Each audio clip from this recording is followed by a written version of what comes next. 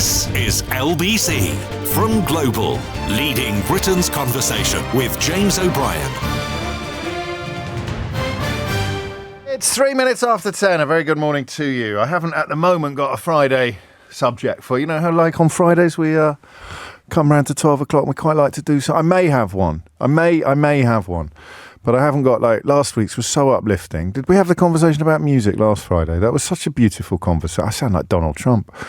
It was a beautiful conversation. It was the best. It was. Some people say it was the finest conversation. We may talk about him later in the programme. We probably will. And in fact, we'll talk about him now just to, what's the word I want? To distinguish between two types of political analysis.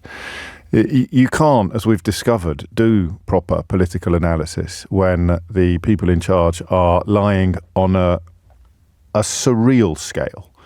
It's an overused word, that, but I can't think of a better one at the moment. From the moment that Kellyanne Conway said that alternative facts are a thing, 30,000 lies the Washington Post recorded during the first administration, and that is now looking sane and honest compared to the current administration.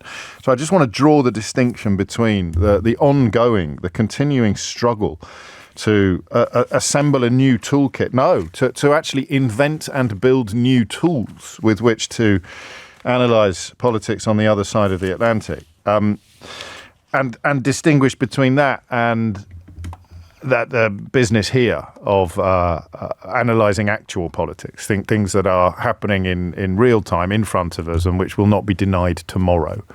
So, you know, even if a politician breaks a promise, it's not the same as claiming that up is down, freedom is slavery, ignorance is strength.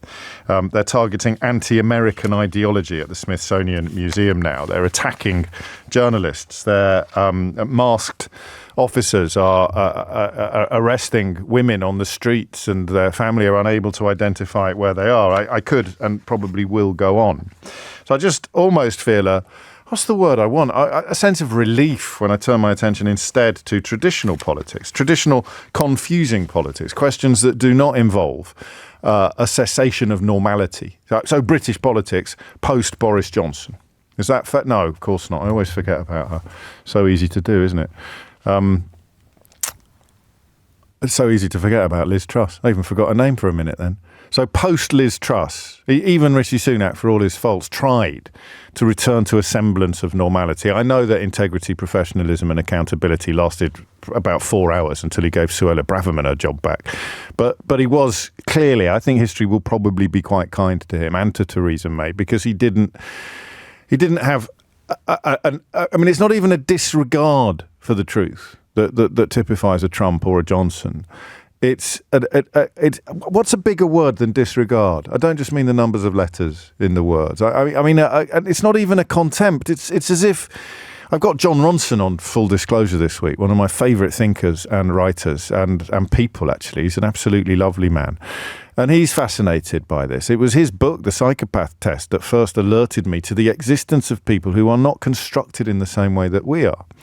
That's a bit presumptuous of me. Apologies if you are actually a psychopath for excluding you from that generalisation. And it's as if we're expecting, they're not very moral or they don't have much empathy. But these are stupid comparisons to make, because it's like comparing a diesel engine to an electric car.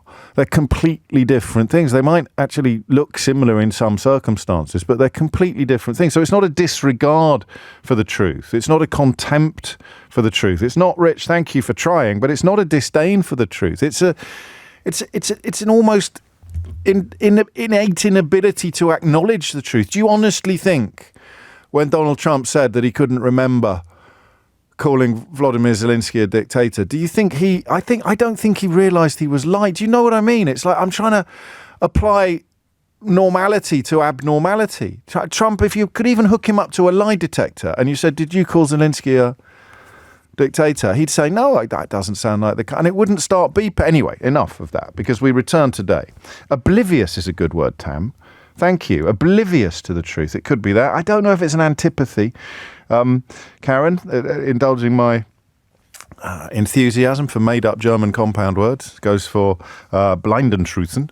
But that's not bad, actually. Is that a real one, or is that one that you've made up? And anyway, that is just I think, a helpful distinction between what happens when we talk about American politics and what happens today, as we must turn our attention to British politics. 4.5 million children in the UK were growing up in poverty in the year to April 2024. Staff at a Blackpool charity have received phone calls from terrified people. So have I, actually, yesterday, as claimants struggle to understand how the new disability benefit reductions in the spring statement will affect them.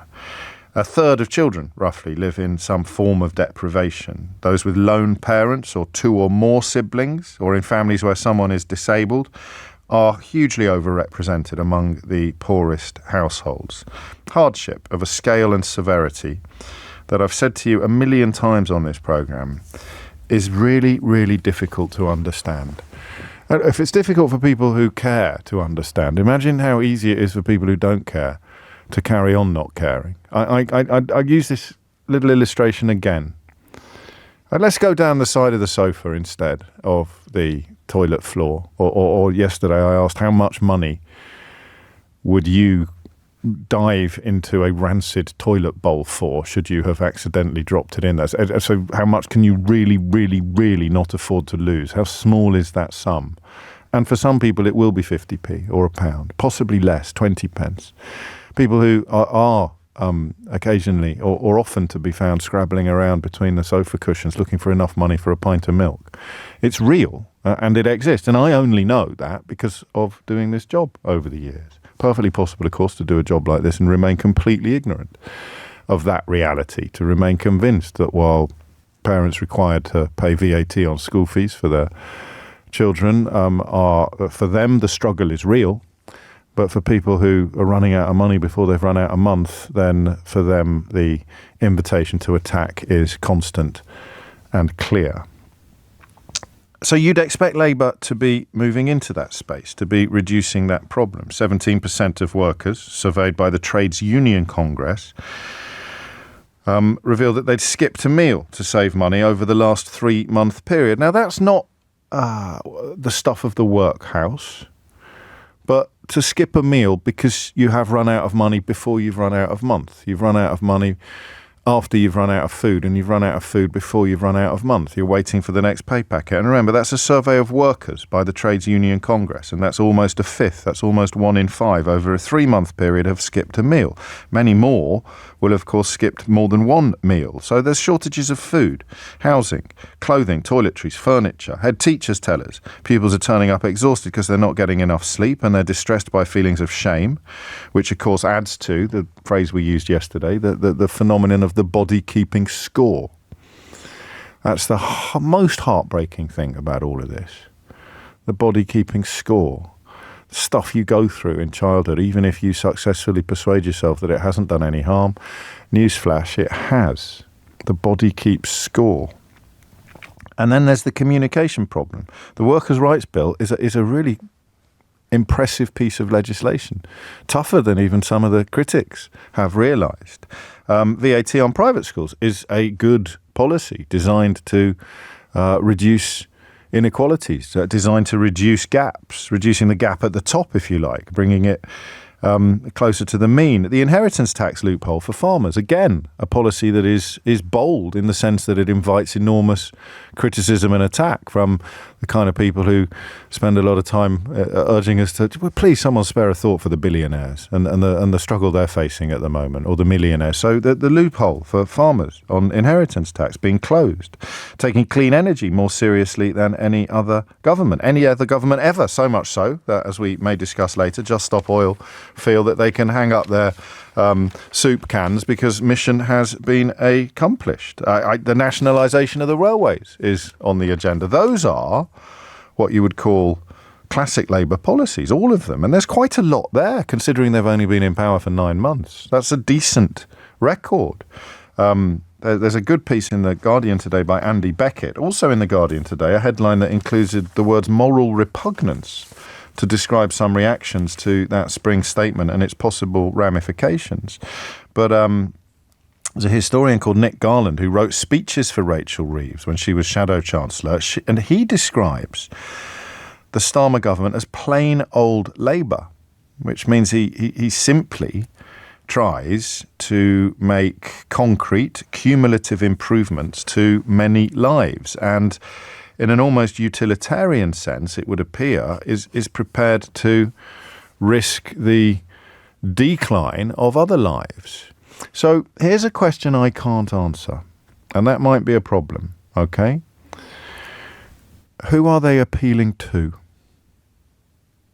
0345 6060 973. And I mean, hilarious though it is to hear from Continuity Corbyn on a daily basis, I'm afraid you can't go down that road without acknowledging or including the nationalisation of railways, the VAT on private schools, the inheritance tax loophole for farmers being closed, the promotion of clean energy, and the huge improvements in workers' rights, up to and including the minimum wage for the lowest earners. So you can't, well, you can, of course you can. But I'm not really interested in that sort of lazy rhetoric. I'm interested in a genuine answer to this question. Who are they appealing to? Or possibly more interestingly, who are they trying to appeal to? 0345 6060 973 is the number that you need. A historian of the Labour movement, writing in Renewal, a centre-left journal this morning, describes the government as plain old Labour. It doesn't feel that way to me, but I only really became politically conscious after Tony Blair became Prime Minister. His prioritisation of reducing child poverty, I think that goes back to Clement Attlee and Aneurin Bevan, doesn't it? But they seem to be, at the moment, upsetting almost anybody, except perhaps those of us who are possessed of slightly longer memories than the last 9 months and can't conceive of any circumstances whatsoever in which you'd sort of consider them comparable to the dog days of Boris Johnson or Liz Truss or even David Cameron. But what's the plan? What's the politics of it? I've got a theory, and I'm going to run it by you quickly. It's box fresh, this one, brand new. And I will refer back to that word utilitarianism, and I hope I'm wrong in a way. I think that the Labour government's relationship with fairness is changing. I think that Keir Starmer and to an extent Rachel Reeves are trying to appeal to people who feel that they have been ignored. And that does not include, at this point in time, people in receipt of welfare payments. I think they're trying to appeal to people, possibly in that 17% of workers that the TUC have identified as having skipped meals. And I think the risk they're taking is that the rhetoric of moral repugnance, while it resonates with people like me and possibly with you, it doesn't resonate with a worker who's skipping a meal and thinks that people who aren't doing much are getting more than he is or getting more than she is. As if you are trying to improve the lot of the rump of the population and hopefully temporarily deprioritising the people who are outlying. This is why the conversation is not sufficiently statistical sometimes. That there are elements of unsustainability on the increase in allowances, in payments, the number of people unable to work because of mental health problems. Were it to continue at its current rate would become critical. I mean, it's heading in that direction anyway. I believe them, but I also believe that a lot of them need help to be better. And Starmer's calculation is, at the moment, that we're helping them not get better. And that is pretty close to sounding like a spin doctor, because I've seen nothing in the spring statement that really describes how you're going to help people get better enough to get to work. But otherwise, I don't see how they sleep straight in bed at night. I don't see how Angela Rayner, for example, could sleep straight in bed at night. They are in the business of reality. It's not like being in opposition. That's why I alluded earlier to Continuity Corbyn. It's not the politics of fantasy. It's not real communism has never been tried. It's the politics of pragmatism. It was always going to be the politics of pragmatism. The achievable. He said himself in that brilliant book by Patrick Maguire and Gabriel Bogrand, he said himself he has no ideology. He just moves from problem to problem and tries to solve it. And the problem he's trying to solve at the moment is the relationship between work and income. He wants to improve it. He doesn't seem to be worrying unduly about people who genuinely can't work. So who is he trying to appeal to? And the key word is trying. 0345 6060 973 is the number that you need. To whom do you think he is trying? To whom do you think they are trying to appeal? Because it's a tough one, this, and I choose my words very carefully. I am in danger sometimes of being a bit of an undergraduate and thinking that everything should be, so I used the words patronising and condescending a lot yesterday. Everything should be about caring for those less fortunate than ourselves, pat self on back. That does a Hail Mary. Or caring for society's most vulnerable. And I don't know that is a way to govern. It might be a way for a conscience to work, but is it a way for a government to work? Let's think out loud together today, all around that central theme, that central question of they're upsetting a lot of people at the moment. So who do we think they are trying to appeal to? 0345 6060 973. James O'Brien on LBC. It is 21 minutes after 10. Pauline is in Dulwich. I think he's appealing to the working poor, James. Also, the traditional working class always had a lot of pride and would feel that they failed or ashamed if they got handouts. So I think he's going back to traditional labour. I mean, some people will struggle with that analysis, but it's of a piece with a very academic argument made in the centre-left journal Renewal this month. Frank says they're trying to appeal to the voters in 4 years' time. And Frank, it's as if you're my conscience, mate, because these conversations are a little bit tricky 9 months into an administration. But I think we can allow ourselves the luxury of having them every now and then. But it is, of course, about an election that is 4 years hence. If the things that they're doing now work, and everyone who's hurting feels that the system is working a little better for them in 4 years' time, then everything they're doing now will turn out to have been a great policy. And here's the kicker in Frank's message. It is a massive risk, though. I can't really argue with that. And John writes, Labour are playing the game of the Britain they are actually in.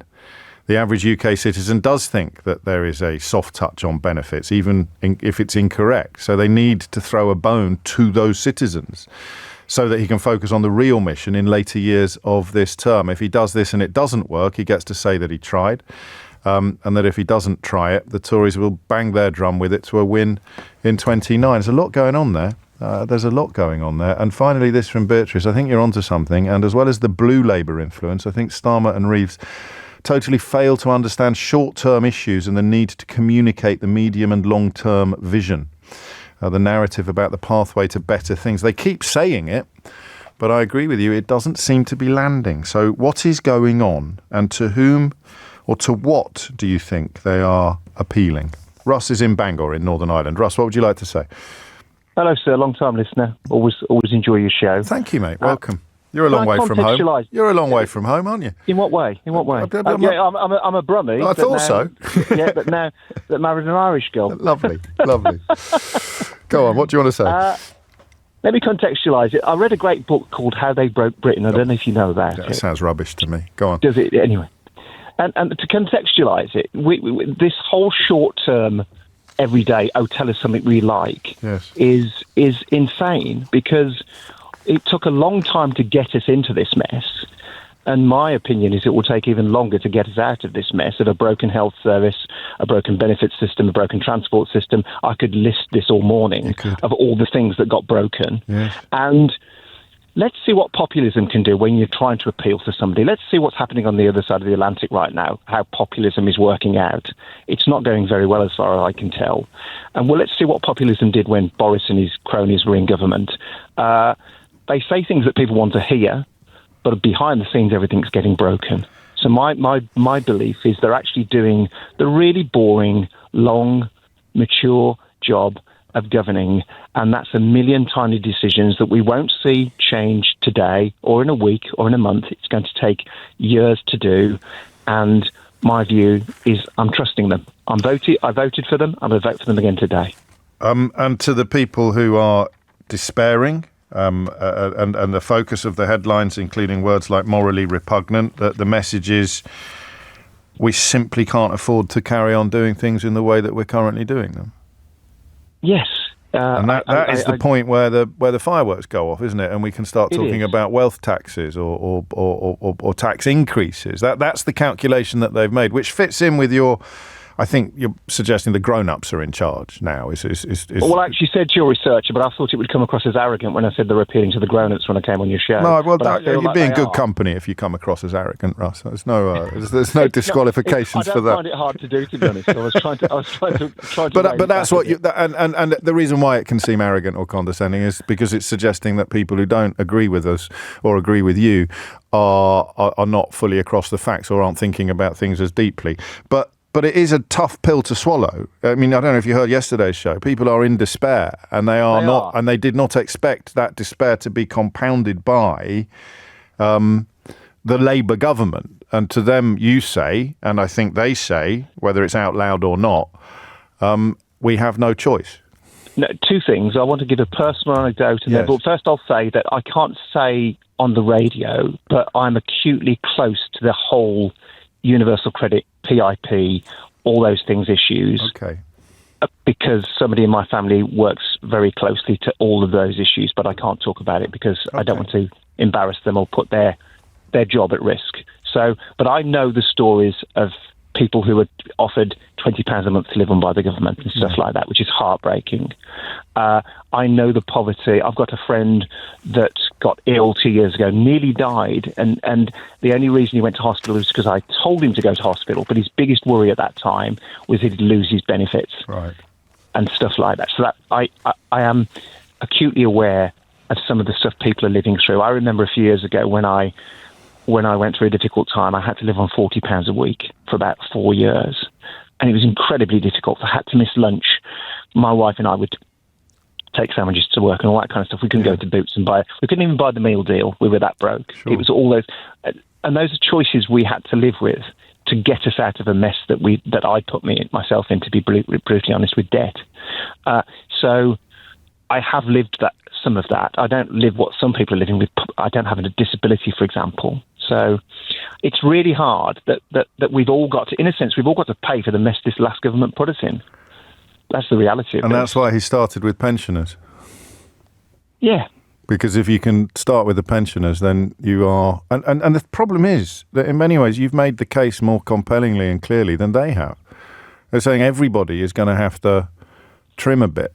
Everybody is going to have to... We are going to have to look at making savings everywhere. We started with the old age pensioners, which is anathema for the Labour movement, which is almost anathema for British politics over the last 40 years, the post-war period probably. We started with the old age pensioners. We took away something from the old age pensioners to which they were entitled. If you don't understand now the necessity of making savings, then you never will. And here we are.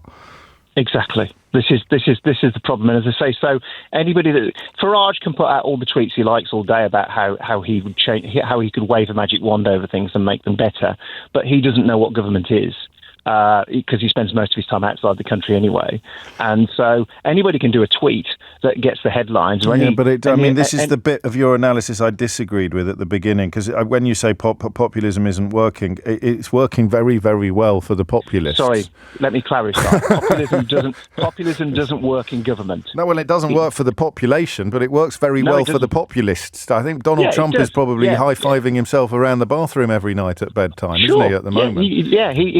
If he wants to take some heat off the people that use the telegram system to do what they did, he just puts tariffs up again just to get the news cycle changing again. He understands exactly how the news cycle works and how he can distract us like a load of puppies very quickly. And so this is the analysis of the problem solver. This is what Starmer said in that book I mentioned earlier. I don't have any ideology at all. There's no such thing as Starmerism. There never will be. I will make decisions one after the other. It's a weird position for a politician, let alone a prime minister.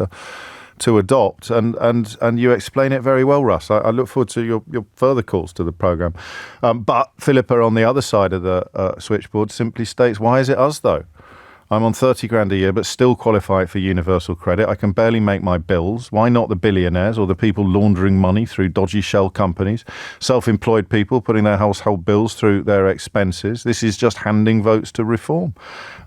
Writes Philippa. So there it is, really. This idea that you argue that these things have to be done, and you respond by saying, yeah, but why are they doing it to us or to them and not to them?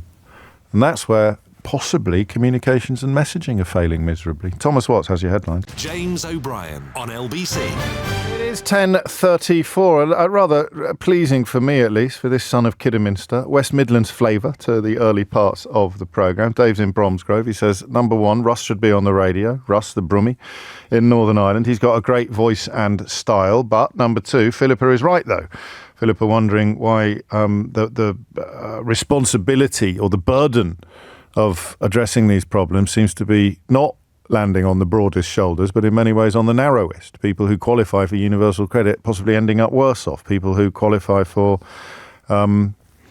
welfare payments, disability allowances, PIP, personal independence payments, very, very worried. That's why the headline morally repugnant rings true this morning in The Guardian. But Philippa is not right, because something you probably don't know, and I follow people like Dan Needle, the tax expert who was responsible for bearding Nadeem Zahawi not long ago.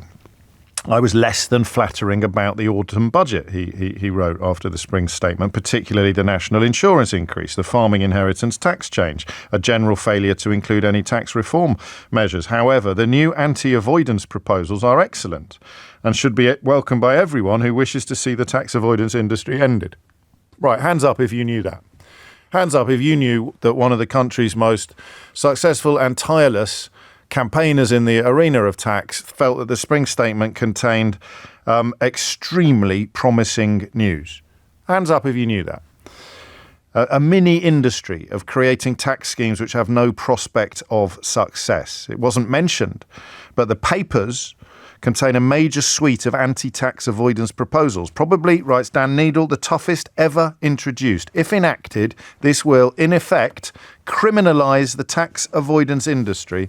We welcome it. And that's a statement from Tax Policy, Dan Needle's organisation. Hands up if you knew that. I don't know whether you're watching this on YouTube, but my hand is not in the air. I found that out in the last half an hour. Last 45 minutes. So, I like Philippa's point. Why are they coming after us when they should be going after them? Turns out they are going after them as well. So who are they trying to appeal to? Are we looking at a crisis of communication as much, if not more, than a crisis of conviction? Indy is in Aberfoyle. Indy, what would you like to say? Perspective a little bit. I'm a socially engaged disabled artist, so I work with young people who are disabled or from vulnerable backgrounds, etc. I myself have noticed an uptake in vitriol towards disabled people. So I've had been called a fake disabled person. I've been told I'm a parasitic leech on society. And I feel like this is like a populist move. Online, basically right-wing online groups. I'm a bit of a disability activist, so I've been targeted a lot to the point where they're targeting my own personal page, and they're saying things about my kids, etc. Saying that we're basically parasites on society, and I'm seeing a lot of this. And it's all this whole "you're a fake disabled." I was told that autism's not a disability. I know a little bit about online hate, and the best thing to do is the best thing to do is to ignore it. No, I have been. But what I'm saying is, by seeing uptake, it wasn't always like this. It was actually getting better online, neurodivergent and awareness for disability. And it's kind of getting back to the days when austerity was starting out, where every disabled person is seen as a faker, right, questioning how disabled you are. There's a hierarchy of disabled going on, and I just really don't like it. And it feels like Starmer, who I think is just appears to be doing a lot of good as well, is also seems to be tagging disabled people for this populist move. You need a boogeyman. If it's not immigrants, it's disabled people. You see, I had a call yesterday. I don't know if you heard it, from Holly in Cambridge, who was a disabled person and who moved very swiftly to attacking asylum seekers. So you're right to bring the two together, but they're not necessarily seen in the same light by everybody. The thing that strikes me about this analysis is that you haven't got people like what's the fella who is Nigel Farage's sort of little friend? Richard Tice, talking about how mental health is the new back pain, I think, on Tom Swarbrick's programme yesterday. Mel Stride coming perilously close to using the rhetoric of faking and scrounging. There's nobody in the government actually doing that. Well, they said overdiagnosed in regards to some mental health conditions. Yeah, but I think that's probably true. No, I don't think that is true, because it's really hard. I have CPTSD. That was my diagnosis. I had a very traumatic But when they say childhood. there might be some overdiagnosis, and Wes Streeting was put in a tiny tight spot by Laura Kuenssberg in that precise moment, they're not saying that your diagnosis isn't real. But it's this whole... I know he maybe doesn't intentionally mean it, but it feeds into this whole thing of everybody's fake who has a mental health. But so nobody's saying that. Nobody's saying that, except the far-right politicians who've said that forever. No, they all say that, but it feeds into that, and maybe that's not his intention. But a lot of young people that I talk to and what would feel like that's what's being said. And mental health, if you look at the world today, there's no wonder young people have got mental health issues. No, I completely agree with that.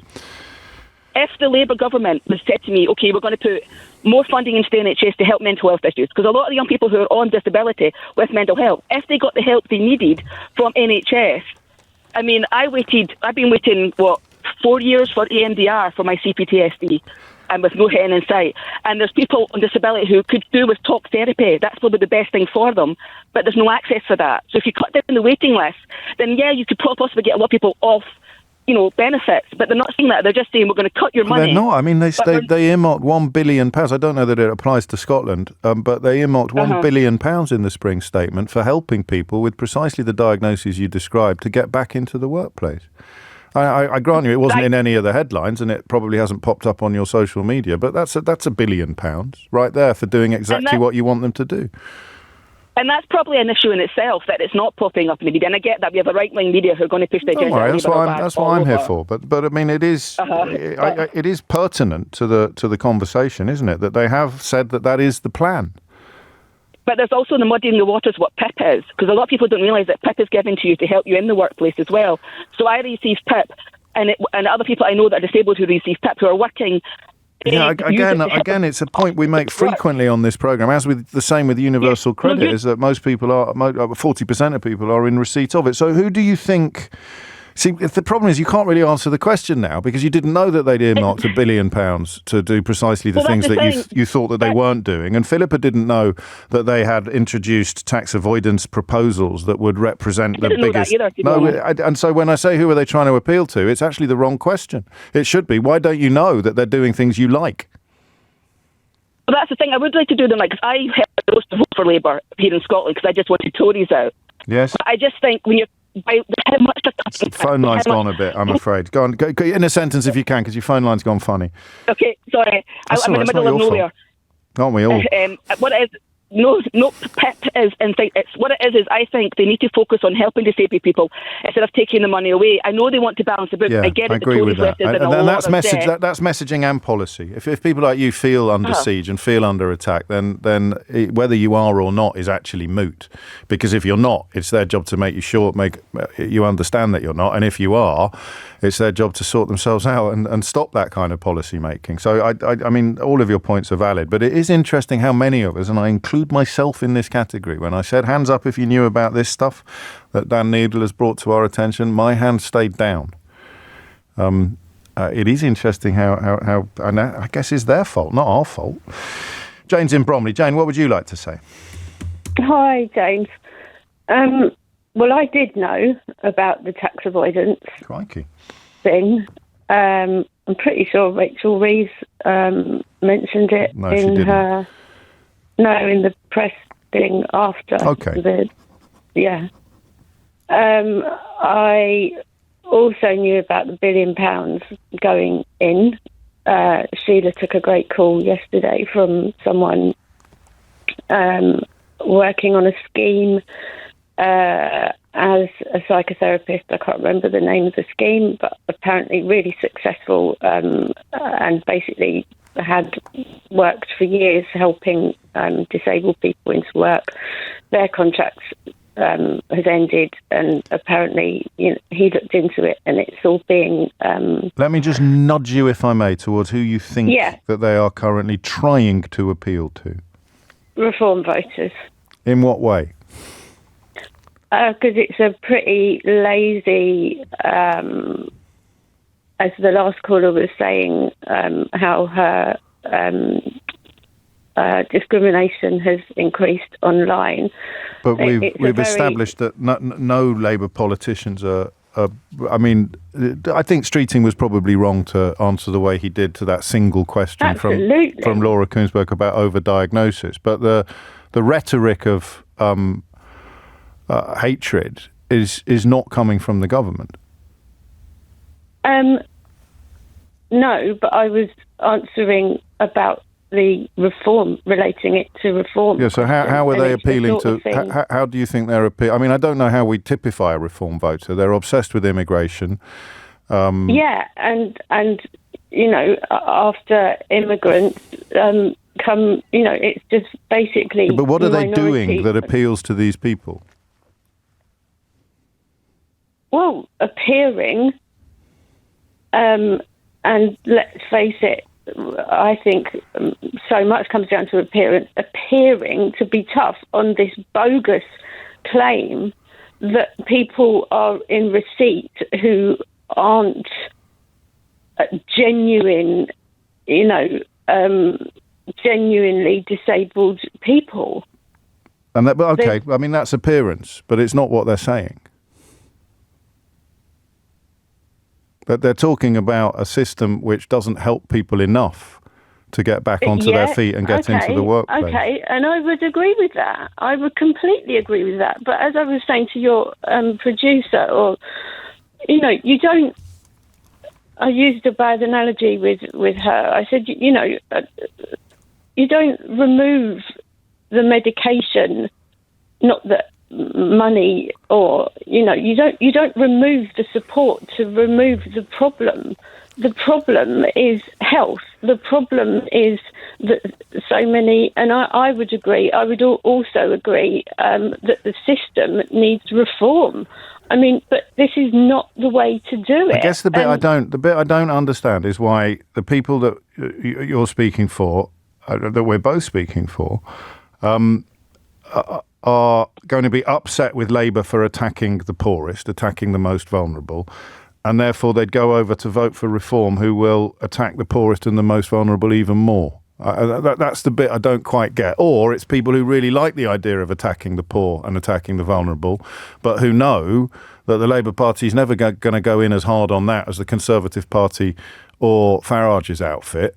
And so I don't know quite how that would work logically either. I mean, it may be that it's their mistake, not yours, that they are doing the thing that you accuse them of, and they just haven't worked out why it's such a stupid theory, such a stupid thesis. But again, I don't know who this mythical voter is that's cross about attacks on the poor, so gets attracted to a party promising to attack the poor even more, or who wants more attacks on the poor and thinks that the Labour Party coming third on that question is somehow going to be more attractive than the two parties coming first and second. So, but populism is not logical, of course, which takes us back to the call from Russ in Bangor. 10:46 is the time. James O'Brien on LBC. 10:49 is the time. I need to tell you something that you may not take completely seriously, but never presume I know stuff just because I do this for a living. No one knows everything. Quite often you bring stuff to my attention that I'd missed. Some of you are very good at it. I have a minor, it's a defect of mine. You've got to acknowledge your own failings and weaknesses, otherwise you can never improve. It occasionally gets on my nerves when I think, of course I know that. How dare you think that? But often I don't.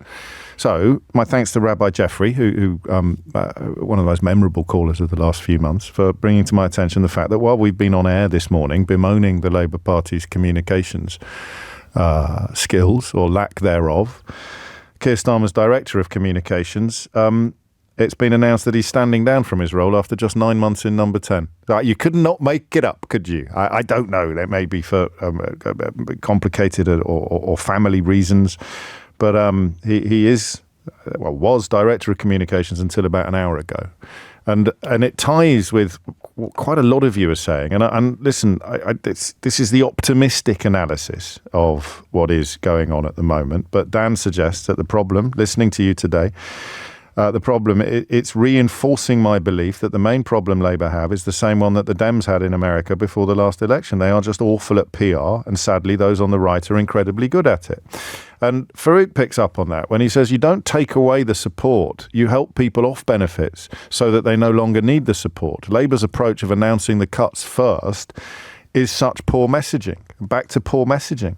And picking up on that was the point that the last caller was making, of course, that if you want to bring people off benefits, you need to help them into work, which Labour claim they are doing. And yet most people probably don't know that. Staying in the West Midlands. Morning, James. Just heard a fellow Brummie make some sensible observations about being patient with the government. It took 14 years plus the coalition for the government to ruin the NHS, local government, a privatised utility service. How is that working out? You need an operation or a GP appointment or clean, affordable water or a home to rent at a reasonable rate. The free market doesn't work for the working class, says Jane. And another Jane, two Janes, honestly, you wait ages for one Jane to come along and then two come along at once. Why should he be pleasing anyone particular at the moment if he is working to fix us and our country? I guess that gets stuck in some people's craw, Jane, in that if you're taking £5 billion out of disability support in its various guises, what exactly are you fixing? Neil's in Brentwood. Neil, what would you like to say? Good morning, James. Hello, mate. I've worked in the welfare to work sector for the last 10 years or so. Okay. As a freelance trainer, mental health coach, and so on. Right. Over the last 5 years, so pandemic onwards, biggest clients I worked with were people struck down by COVID anxiety. They were either people in their over 50s who've lost a job they've done for 30 odd years and have no idea how to get back in. Second cohort are youngsters who kind of missed that transition from school time into the world of work due to the lockdowns. And I feel, although COVID anxiety is a massive thing, and PIP as a concept is absolutely vital support for many, many people, I do feel sometimes people were given it maybe prematurely, and it has disempowered them to get back into work. I would say disincentivized, but I don't think that's what it is. I think it's disempowered. I've been diagnosed with this is me, this now defines me, and I don't feel I can move any further forward. And I think people do get caught in that trap. When Wes Streeting mentioned the overdiagnosis, I kind of got where he was coming from. I think he misspoke. And yeah, Laura Greensberg did kind of put him in that corner a little bit. But I do see where he's coming from. I think some people are caught in that position. They've got the core there. They want to work and they want a better life for themselves.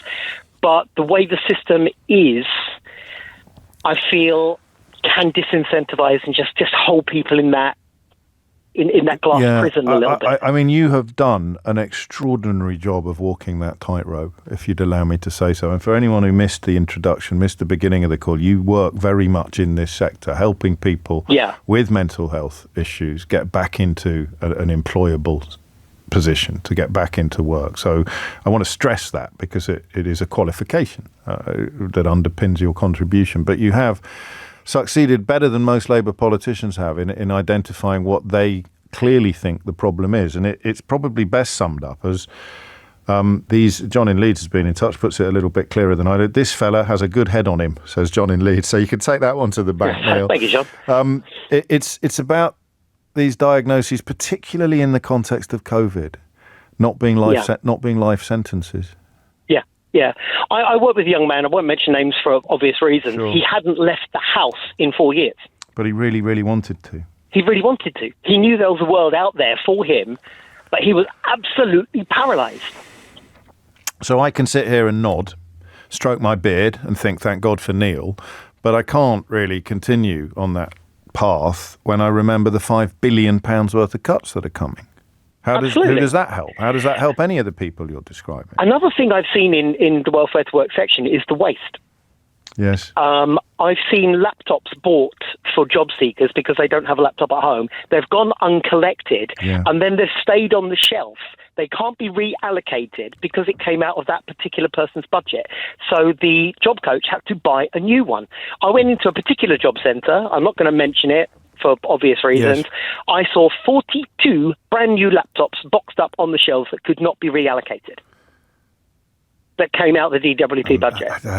I mean, one day it'll be true, won't it? That they will actually be able to target the waste that everybody who works in the public sector acknowledges. And you give us examples of real waste, not sort of mythical Daily Mail things that get blown up to extraordinary proportions. And that is not going to save £5 billion, but it could clearly save, and that and similar stories and similar practices could clearly save a lot. So absolutely. Let me nudge you then, if I may, bearing in mind everything that you've said and the professional context from which you speak, to whom do you think they are trying to appeal? They're not doing a very good job of it, but who are they actually trying to appeal to with these policies? The messaging isn't great, but I do feel it is their core voters, the strivers, the people who want to work, the people who want to make their lives better. Not strivers in the sense that the Tories often talk about them, but people who want to actually do a hard day's work, sit back with their feet up. Yeah, I've contributed both to myself, my own well-being, my family and my country. A social contract, as it were, being upheld from the other end. So I don't think this is quite the zinger that the person who sent it to me thought it was, but there's an interview from 10 years ago with Rachel Reeves in which she said that Labour we don't want to be seen, and we're not, the party to represent those who are out of work. Labour are a party of working people, formed for and by working people. Now, you'd have to be pretty disingenuous, if not dishonest, to pretend to believe that means they don't care about people on benefits. They just don't want to be perceived as a party that cares only about people on benefits. Exactly. Absolutely. And that is what they're trying to do, for good or for ill. They're saying, look, we care about everybody else as well. And if the pensioners are going to take a hit on winter fuel allowance, then some of the people making these kinds of claims are going to have to take a hit as well, just as everybody is taking a hit on the cost of living. The polemic nature of social media, of discourse in general, you've got to be one way or the other. You can't be that nuanced balance in the middle.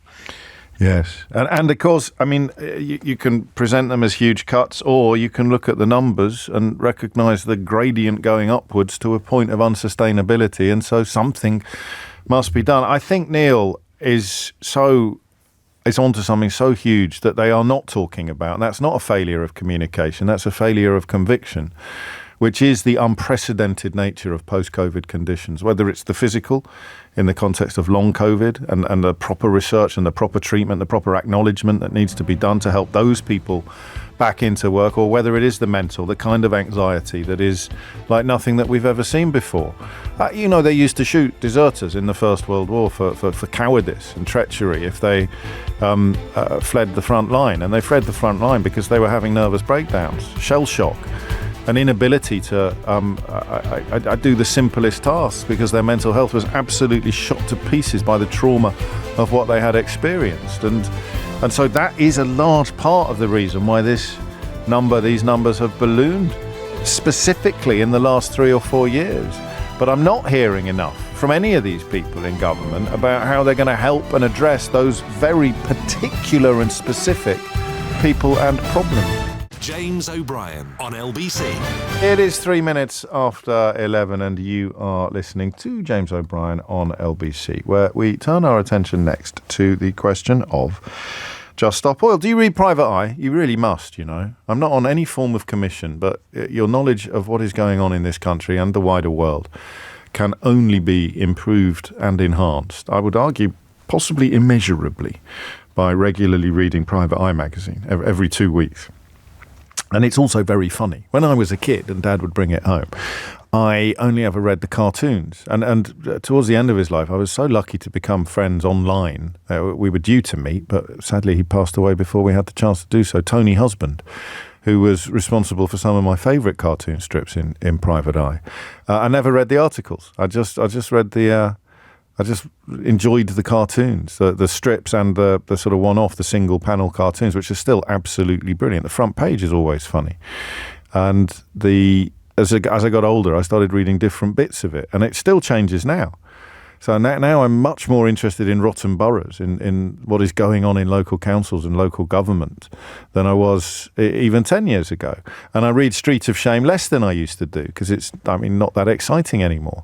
The gossip about Fleet Street, because there isn't much, and I don't really know many of the people involved in the way that I used to do when I was on Fleet Street. But so much in there with regard to political malfeasance and general dodginess.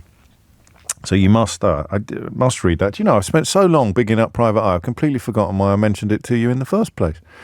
E.J. Thribb, the poet in Private Eye, who kind of does Adrian Mole style, although I think E.J. Thribb predates Adrian Mole, so I'm not suggesting that it's derivative.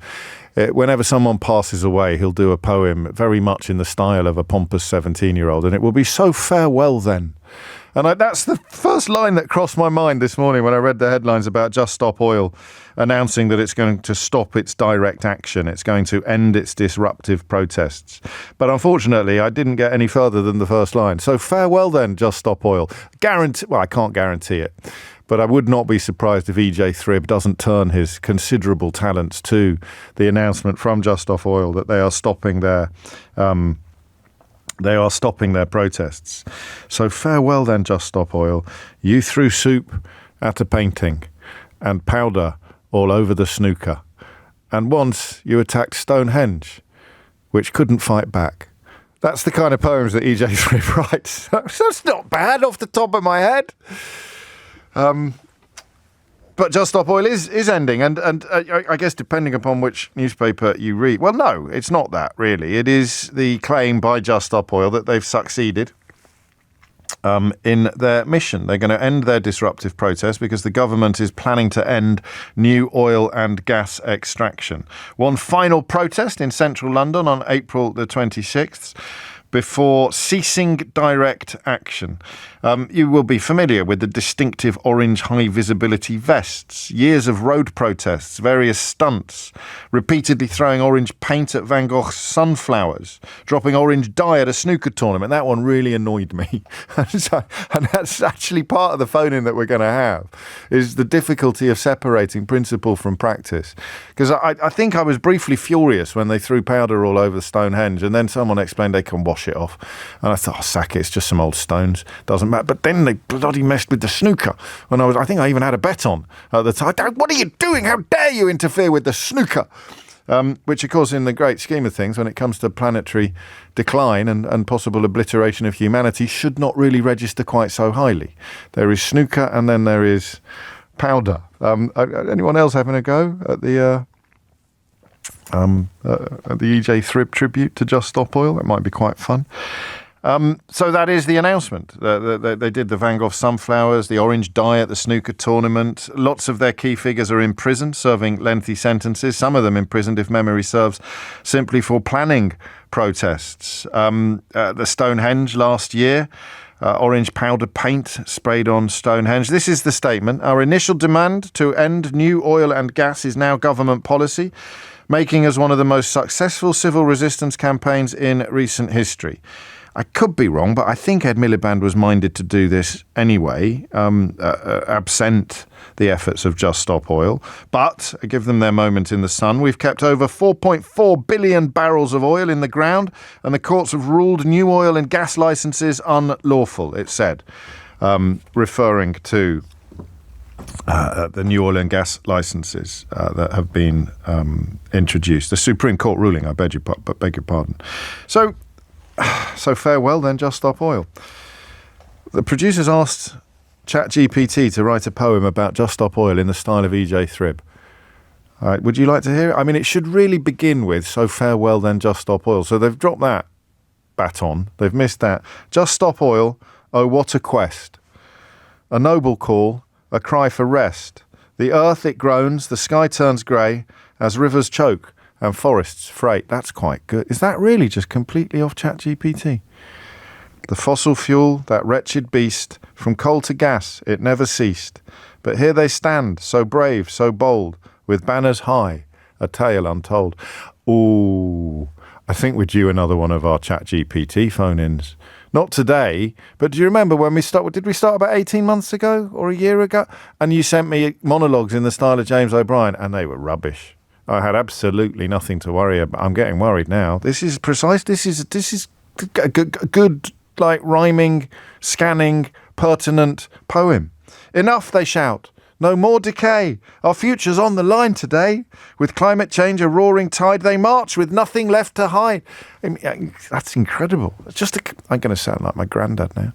It's just a computer that does that. Just, wow. What a program. It's great, isn't it? It's amazing. It's brilliant. It's brilliant. From marches loud to banners bright, they challenge power, they fight the fight, the drilling rigs, the endless smoke, they'll stand and rise, they'll never choke. And so it goes on. It's rather good, isn't it?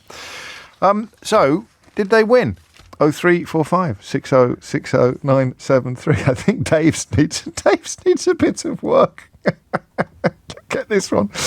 Goodbye, Stop Oil. You made James's blood boil when you threw powder at the snooker, but now I ride an electric scooter. We're breaking one of the golden rules of radio, which is to never read out listeners' poems. Because once you start, it never stops. I quite like that one, Dave. Well played. I don't like the word legacy, unless you want to leave me something in your will, which would always be welcome. But generally, when we talk about legacy, we don't really know what it means. But I think today might be a day for doing it. The government denies that they have acceded to Just Stop Oil's request. They wanted to, quote, shut down the North Sea, and a government spokesman has said it's clearly not the case. Indeed, Keir Starmer's spokesman said, obviously, that's a decision for them. We've been clear that when it comes to oil and gas, it has a future for decades to come in our energy mix. It's obviously up to them to decide how they want to conduct their operations, although I'm sure plenty of members of the public will be happy to hear they will be causing less disruption in future. Do you know who's going to be furious? Right-wing media. I know I go on a lot about right-wing media, but I can tell you now for a fact that whether they're in newspapers, television or radio, every time Just Stop Oil did a protest, all the producers and sub-editors could relax because they'd know that's at least an hour of copy. It's an hour of broadcast. It's 2 pages of copy. All the comments on the online will be absolutely full of people getting furious. When the farmers do it, don't mention it. Absolute silence. Radio silence. When the farmers bring London to a standstill, not a flipping sausage. But when it's people trying to protect the species from climate change impacts, absolutely. I mean, like Christmas, coming several times a year. Every time they threw powder at the snooker, every time they sprayed some paint on Stonehenge or lobbed some soup at a Van Gogh, all of it, I think, was temporary, wasn't it? Nothing was ever permanently damaged, as far as I'm aware. But goodness me, and I never really understood why. There's a lot of things I do understand, implicitly, perfectly, about how right-wing media works. It's generally about doing, regardless of what the truth is, provoking the biggest emotional response in the consumer while also protecting the status quo. It's why they love immigration so much. I mean, immigration as such, but immigration as a topic. If you're trying to protect epic inequality and unfairness, then the very, very, very first thing you need is for the victims of epic inequality and unfairness to be blaming the wrong people for it. The last thing you can possibly countenance is for the people who benefit from epic inequality and unfairness, like literally your own boss. The reason why your wages aren't high enough is because they're taking home more than they could ever need in a million years. But the last thing you want is a workforce to recognise that. So instead, you want them to get cross with that fella over there who is standing accused of stealing their job. So right-wing media love stories like this because they can't ever acknowledge that climate change is real, because the plutocrats and oligarchs at the top of our societal pyramid make a lot of money out of fossil fuels. It's why drill baby drill became a Donald Trump mantra during the last presidential election campaigns in America, and it's why we have such an epic response whenever Just Stop Oil did something from precisely the same people that had absolutely nothing to say about people like farmers deploying exactly the same tactics, except they weren't trying to protect the planet, they were trying to protect their 7-figure inheritances. And what is the most noble cause? Protecting your own 7-figure inheritance from a much smaller tax than anybody else inheriting a similar estate would be expected to pay. 50%, in fact, from paying half on your estate of what anybody else would be expected to pay, or disrupting traffic, bringing things to a standstill in order to draw attention to the existential threat that the human species is facing. I don't know. So did they succeed? In your mind, a force for good or a force for bad? It's at this point that you normally expect me to tell you what I think. And I'm a little bit reluctant to do so. But I will. I don't think it worked. I don't think, regardless of what they claim about government policy, I don't think they changed the world at all. I wonder whether, in fact, and this is where I have to be careful about being gaslit, being groomed myself by exposure to too much rhetoric of the right, or the people primed by the people I just described, the ones who've never got anything bad to say about farmers trying to protect seven-figure inheritances, but are absolutely livid about people trying to protect the planet. I don't think it has succeeded.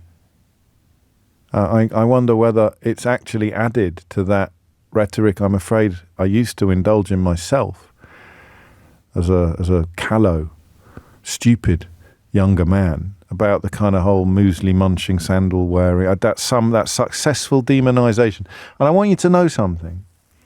There's a play on in London at the moment called Kyoto.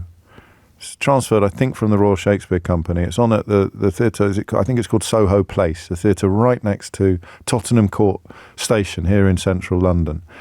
And it's incredible, and it is an education, and it educated me about the year in which fossil fuels essentially, or the fossil fuels lobbies, they call them the Seven Sisters, the big petrochemical companies who moved heaven and earth to silence science, deployed the most appalling tactics to denigrate individuals and to pretend that the scientific evidence or the scientific consensus was not clear.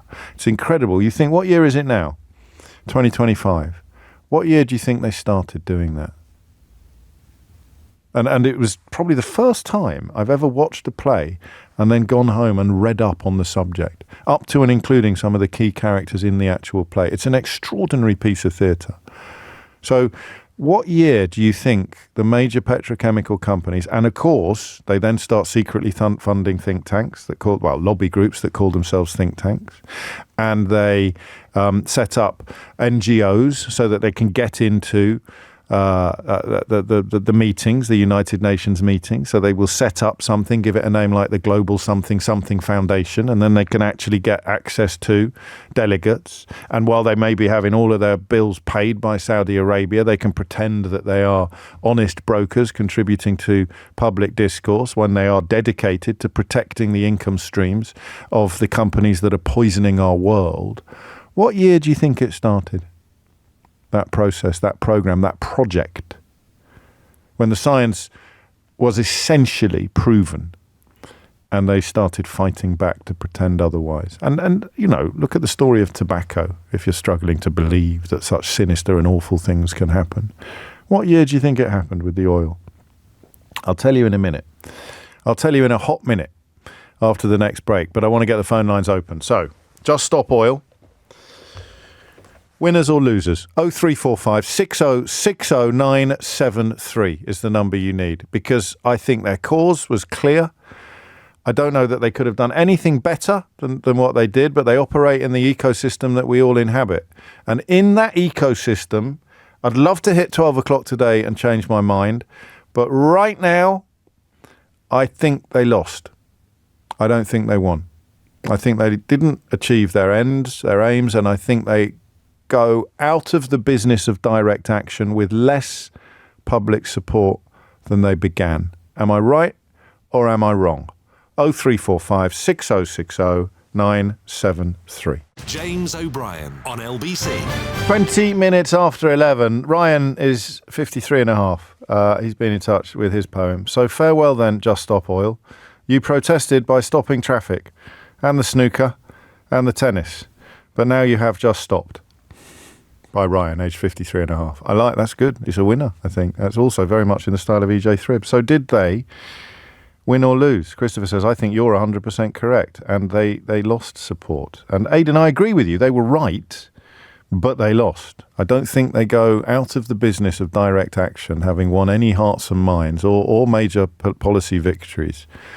And I say this very cautiously, and I'm not taking pleasure in anybody's misfortune, but if you're serving a long prison sentence for it now, I wonder if you feel betrayed by your colleagues who are still on the outside. I don't know. Only one person went under. So John, I think, was taking a mickey when he said 1929, when big oil started fighting back against proven science. It was 1959.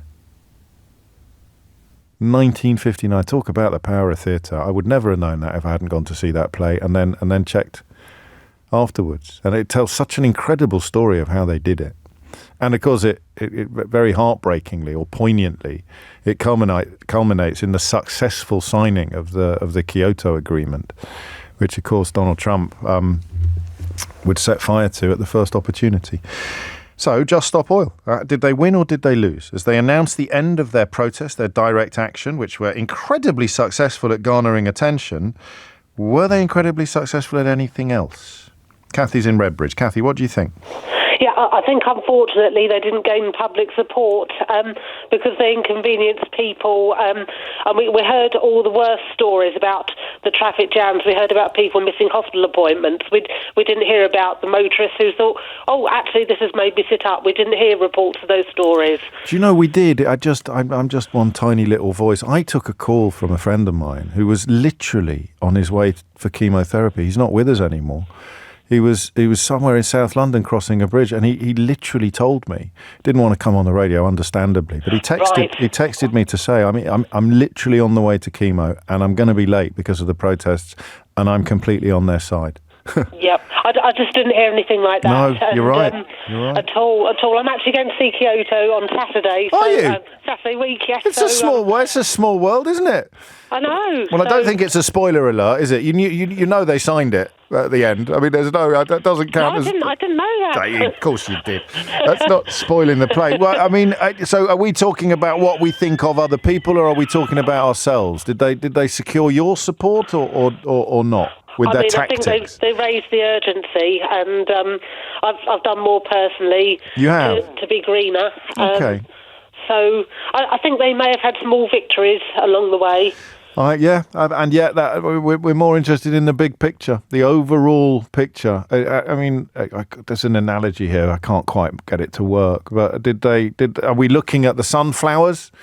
Or are we looking at the sunflowers covered in tomato soup? 0345 6060 is the number you need. So I don't think they succeeded because, A, as Kathy tells us, there is a sense, and I shared it, because when I watched the snooker and when I responded to Stonehenge, they were negative reactions, of which I'm ashamed or embarrassed. Ashamed's a bit strong, even for a Catholic.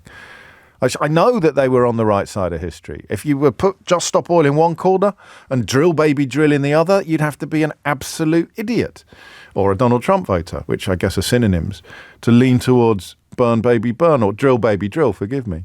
But I don't know, the tactics didn't work in my view. Did they work in yours? 0345 6060 973. I'm tempted to insist that you stop sending me poems now. Did they win or did they lose? Right, Stephen. The fight they picked, the path they choose. Against the tide, they raised their voice. For future's sake, they made their choice. The roads they blocked, the world took note. Their message bold, their actions wrote. Wrote? That's a bit of a stretch, mate. But battles fought are not so plain, as loss is clear or outright gain. And on it goes. Possibly endlessly. James is in Durham. James, what would you like to say? Hi, James. Lovely to get on eventually. Likewise, mate. No, it's not likewise. I'm on all the time. Sorry, I thought you were going to say lovely to get on or lovely to talk to you, so I went for my stock response, which would be likewise, but you actually said lovely to get on eventually, so I can't say likewise because I'm never off. Carry on, James. I've just got to keep you guessing, Jim. Yes, well played. You did. You took me by surprise. What have you got? I think Just Stop Oil's quote-unquote victory is incredibly hollow, yes. If you can even call it one. I mean, they've kind of got what they want, but not completely. So they've not really gained much that wasn't going to happen anyway. But I think the way they've gone about it is effectively just made them look like the bad guys, even though, like you say, they're on the right side of history. How much of that is ecosystem? How much of that is right-wing media? Just as Kathy suggested in the last caller, the idea that everybody hated them. I'm trying to avoid that. I'm trying to be very honest and personal, and I am somewhat embarrassed to admit that I think I'm 52% negative, 48% positive. The infernal ratio. The infernal ratio.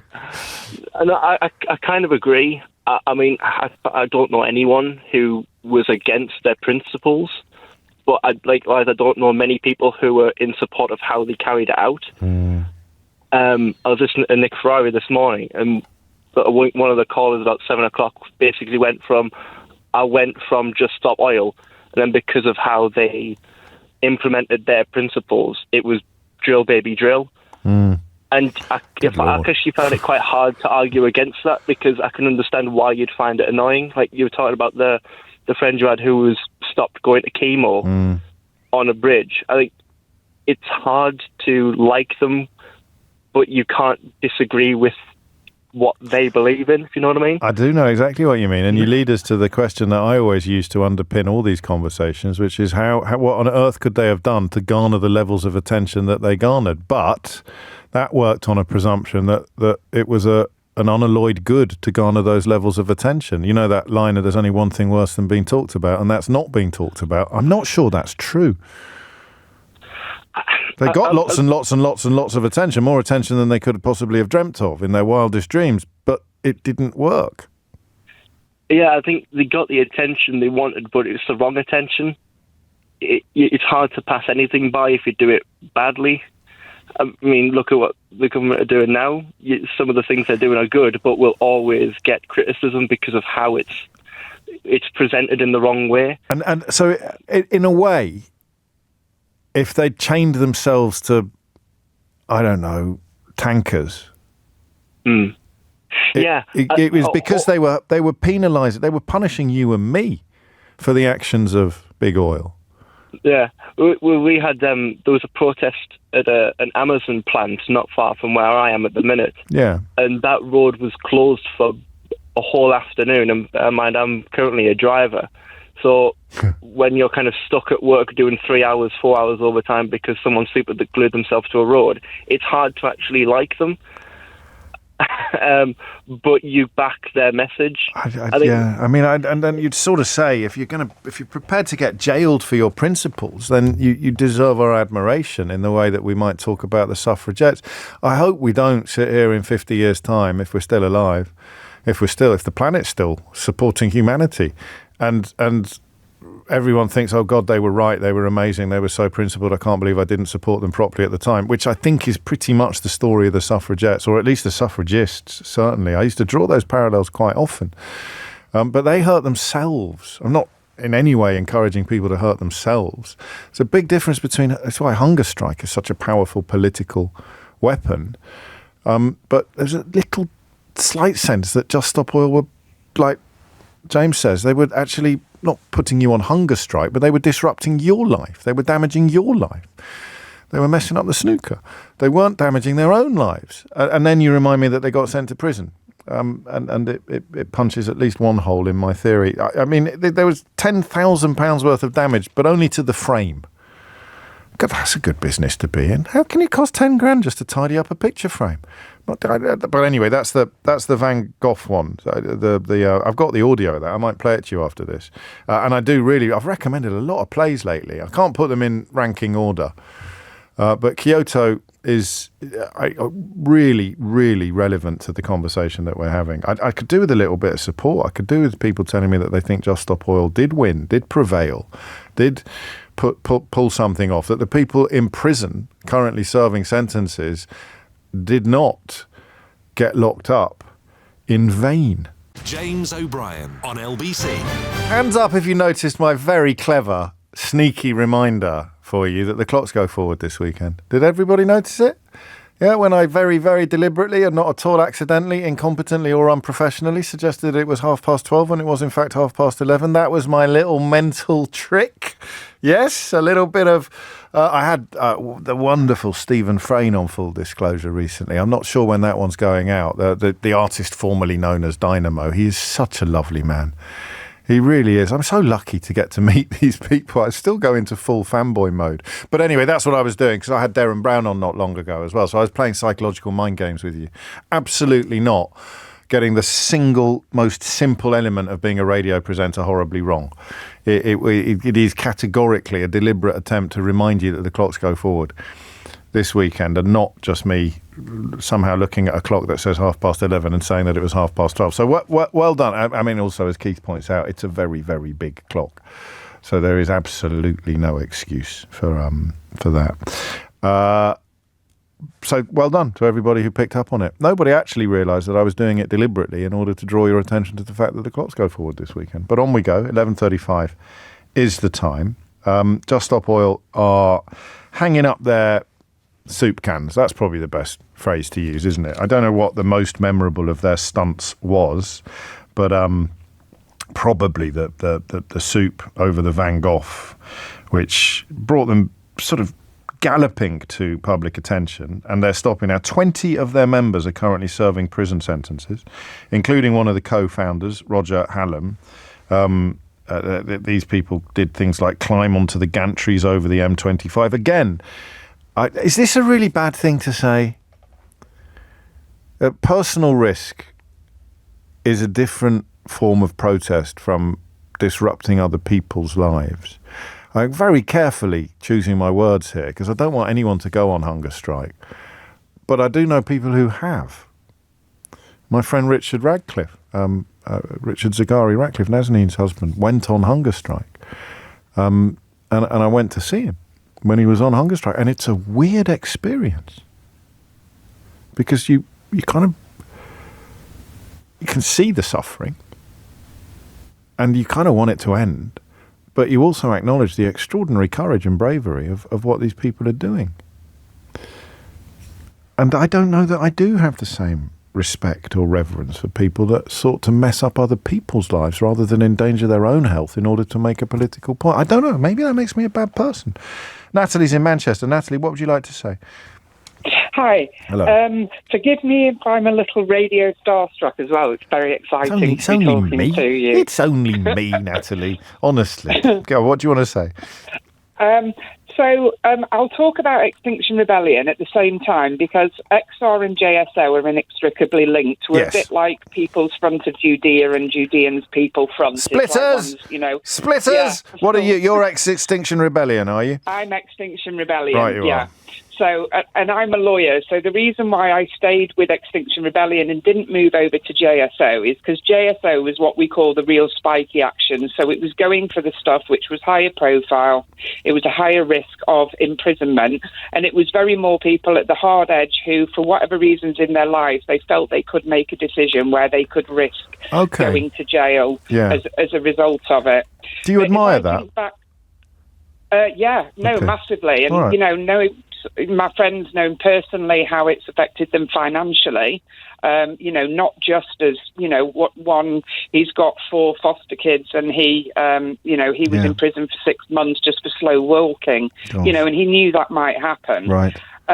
But if I think back to the very first time we did our very first Extinction Rebellion, I can remember getting on the tube, all swathed up, and people actually moving out of their seats on the tube and saying, "Sit down, you've had a really hard day, you've been doing really good." How interesting.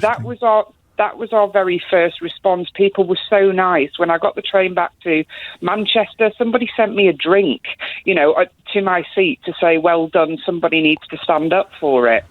And although... Can you do that on the train? I know you can do it in Wetherspoons. I didn't know you could do it on the train. Yeah, well, they did do. Oh, lovely. What was it, a glass of wine or just a Coke Zero or something? I think it was an apple juice or something. Right. No, carry on. They probably thought she must be vegan, so sent her an apple juice. And they were right. Yeah, there you go. Good. Yeah. She scores. So you were encountering warmth, Natalie. Yeah. How interesting. And compare it to JSO. And our reason has never been to bring the public on side. The strategy was never, we need loads of people. It was always looking back over history, looking at the suffragettes, looking at, say, Gandhi's movements and others. You only need a certain percentage of people and a groundswell and a certain percentage of people in prison to actually shift government policy. But at the same time, I think what JSO have encountered is an understanding what media landscape that we live in. If we can't cut through on the messaging and get people on side, it's going to make it more difficult for politicians to do anything which will be sympathetic or responsive to your responses, because what they see is the public is being very alienated from you. So I think it's right that JSO are re-looking at what to do. It's an admission of failure in a way, I think. Yeah. It was hoped that it would work. Yeah, but I think the problem where I am with XR as well now, and just generally in what I do is what do I have faith that's going to make any difference? Yes. And it's feeling homeless. There has been massive progress from when we first started as XR. We used to have this tracker to go how many stories are in the pages, are in the papers about the environment, and there was pretty much nothing. Compare it to now, there's something there every day. We have massively pushed the dial, and I do think XR and to some extent JSO can take some credit for that, but I just don't know how it needs to push further now, and it needs to go faster, and I just don't know what will work anymore. It's funny, isn't it? Charlie says, had I had the courage, I would have joined them. Whereas Rob says none of them had jobs. They didn't have anything to give up. So I don't think he was listening to what you said about some of the people who've gone to jail. And Rob highlights a point that that coming from a place of guilt and knowledge that they're right can sometimes backfire, because it makes people work harder to denigrate and despise them, which is a very lucrative living for an awful lot of people in my line of work, in the media, people like us who are paid for our opinions. Inviting people like Rob to hate people who are sacrificing their liberty upon the altar of all of our futures is a very easy day's work to do. Much, much harder to do what you've just described and identify what works, what actually works. Do you feel they stole some of your lunch? Your vegan lunch? Who stole some of my vegan lunch? Did you feel Just Stop Oil stole some of Extinction Rebellion's momentum? It was almost intentional that XR, they already felt that they were getting to the end and progressing as far as they could. And so I think it was Roger was thinking, right, we'll do this splintering off and see if it's more successful, almost going the full hog with JSO. But it hasn't done. But I do think that, yes, they've stolen some of the goodwill. But to be fair, we've done that ourselves. If you can remember back to I think it was the Camden issue, where unfortunately a couple of our people, and it'd been voted against democratically. Right. We'd all had a vote on, does anybody climb up onto the tube? We'd said no, because people will see that as targeting individuals, and we're targeting government. And unfortunately, that stole a lot of the goodwill as well. Did it? Because he was quite an old man, wasn't he? The one who climbed up on top of the tube. There was a young guy and an older one. I thought that, because I remember being really impressed by that. Was he a vicar or something like that? No, not a vicar. I thought that one worked, oddly. But then again, if I'd been on the platform, I wouldn't have done, would I? That was the beginning of the turning, and that was the first time that we did an action that kind of didn't go in line with our principles, which is we need to make clear that it's not the population who's been targeted. We're not blaming the population. We're saying this is a structural change, a societal change, and only the government can make it, no matter how many paper straws. Yeah. And even if we all became vegan as an individual overnight, that's still not going to do what needs to be done. It has to be government-led. And again, that's part of the messages that didn't get through. Yeah. People thought we were criticising them, you as an individual. You need to change your life better. Yes, Precisely. we all do, but no more than anybody else does. We're all hypocrites in that respect, but we need the government to make the changes. And that's why it works so well as a pivot point for right-wing media, who can stay completely silent about farmers bringing London to a standstill in order to protect their own 7, 8, 9, 10 figure inheritances.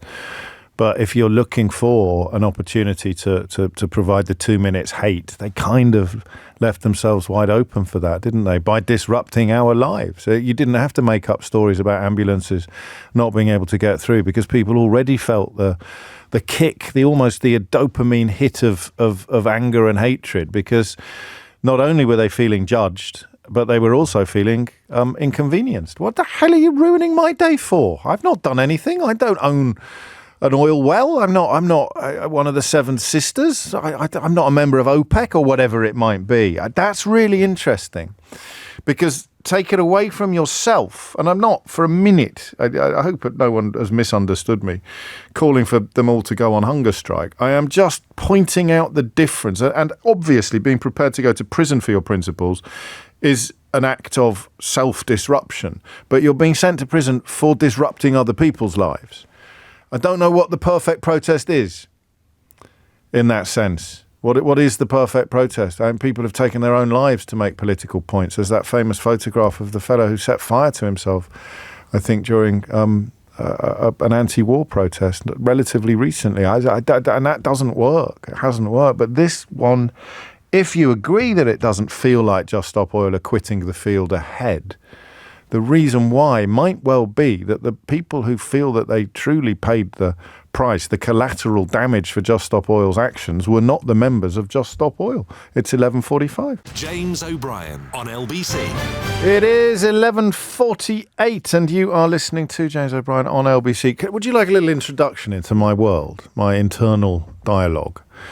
So it's in about 14 minutes time, I need a new topic, right? I'll need a new topic. Fridays at 12, we often do something quite light-hearted. I've currently got two contenders vying for prominence in my own mind. And this is not just an internal dialogue. Eleanor and I talk about this stuff as well. Do you know what they are? Just to give you an indication of just how bonkers this job is.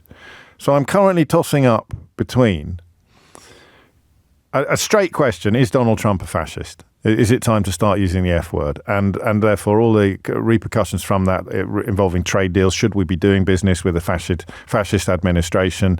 What is the proof that he's a fascist? I don't know if you've seen the latest on them trying to extort Ukraine. Incredible. Get invaded by Vladimir Putin, and then your historical ally comes along and says, nice country you got there. We'll take everything that's valuable in it. Thank you very much. And other stories as well coming out of the States that are heartbreaking and very, very fascistic. So that's option number one. And you know what's coming next, don't you? I'm going to ask you to make the decision for me. Option number two: where did it all go wrong for W.H. Smiths? So what do you think? Is Donald Trump a fascist? Or where did it all go wrong for W.H. Smiths? And you know what the really bonkers thing is? I am equally interested in both of those questions. Or at least I'm equally interested in your answers to both of those questions. And at risk of bringing the infernal ratio into play once too often in the course of a single programme, I'm leaning towards W.H. Smith. It's Friday. It's 12 o'clock. It's crackerjack. It's nearly 12 o'clock. Aggie Chambray, LBC's political correspondent, is here because we were talking in the first hour of the programme, Aggie, about the widely held perception that Labour's communications are a hot mess, that they don't seem to be very good at messaging or indeed firefighting or indeed communicating. And then lo and behold, while we were in the midst of that conversation, the Director of Communications, it was announced, has either been handed his sandwiches wrapped in a roadmap or independently decided to explore new opportunities and spend more time with his family. Tell me more. Indeed, that's right. Less than a year after the general election, Matthew Doyle, who was the Director of Communications, is gone. It's not completely clear. It's often slightly shrouded in mystery whether he was pushed or whether he, as you put it, decided to spend more time with his family. The kind of briefing from Number 10 is that it had been a little bit rocky, but actually it got to the stage where he had slightly steadied the ship and now felt he was able to to leave. They also point to the fact that he transformed the party's comms, as they say, and we wouldn't, I'm quoting here, wouldn't have won without him. But it's not just you that thinks that the comms has been a little bumpy in the last 8-9 months. When you speak to cabinet ministers, MPs, a lot of them really do feel like that. There has been quite a lot of frustration about lots of gaps in communications plans. People often talk about what happened at party conference, where there was story after story after story about freebies. And whether or not you think that was a story they felt, lots of ministers felt, that hole should have been filled with policy announcements. You know, this was a real time for them to grab the agenda, and lots of people feel they didn't. But Matthew Doyle himself, he'd been around for quite a long time. He'd been around, actually joined as a press officer for the government, Labour government then, in 1998. He wrote today to staff to say, when I started working for Keir 4 years ago, not many people thought we could win. He was incredibly proud, but now it's time to pass the baton on. I spoke to one minister this morning and asked how they felt, because this minister had complained to me before about him, basically about number 10 comms, and they said, the conversations I've had today about the joy we feel about Matthew going, it's about damn time. So that's a quote there. So what's really his beef punchy. or her beef? What's their beef? Their beef, I think, is, and I asked that, they said that he's a bit useless. I think it comes down to that's a quote as well, but it comes down to the frustration really about they just haven't grabbed hold of the agenda, and it has been really difficult. The counterpoint to that has been put to me is people always blame comms, and there have been other issues going on. And when Sue Gray was as chief of staff, everybody blamed her. Even after Sue Gray had left, everybody continued to blame Sue Gray. And, you know, there are lots of fans of Matthew Doyle, lots of people who think he's very good. But as I say, lots of frustration too. He will be, the people taking over are Steph Driver, who had been his deputy, and James Lyons, who used to work for NHS England and TikTok. Did he work for the Mirror at one point as well? James Lyons, yes, yeah. And the Sunday Times as well. He was a lobby hack before he went into comms. So for the ministers who are unhappy with the current guard, the changing of the guard is meet the new boss, he's just like the old boss, or meet the new boss, she was the deputy to the old boss. Are they going to be popping champagne corks at that? I think what usually happens when there is a change of someone at the top that you don't like, people really weigh in, albeit briefly, for the new boss. Okay. So the messages I have had about the new people in charge is, maybe this will be good. And I think that happened to a certain extent with Sue Gray when Morgan McSweeney took over, and everyone suddenly thought he's absolutely brilliant. I know it's slightly different because Sue Gray and Morgan McSweeney were coming from different viewpoints, I think it's fair to say. To be fair to Matthew Doyle, he came in, I think, shortly after that Hartlepool by-election loss, which is widely regarded as the low point, and people thought Starmer might not last till Christmas when that by-election. So, that use of the word useless by the minister you spoke to is very time-specific, because if the task was to make a party that looked completely unelectable, coming off the back of Corbyn's 2 defeats and then the humiliation of Hartlepool, nobody would have put money that night on them getting into Downing Street last year, and he must have been part of that process. I think that's. But it's a different job, isn't it? It's a different job. Of campaigning and governing are two very, very, very different things.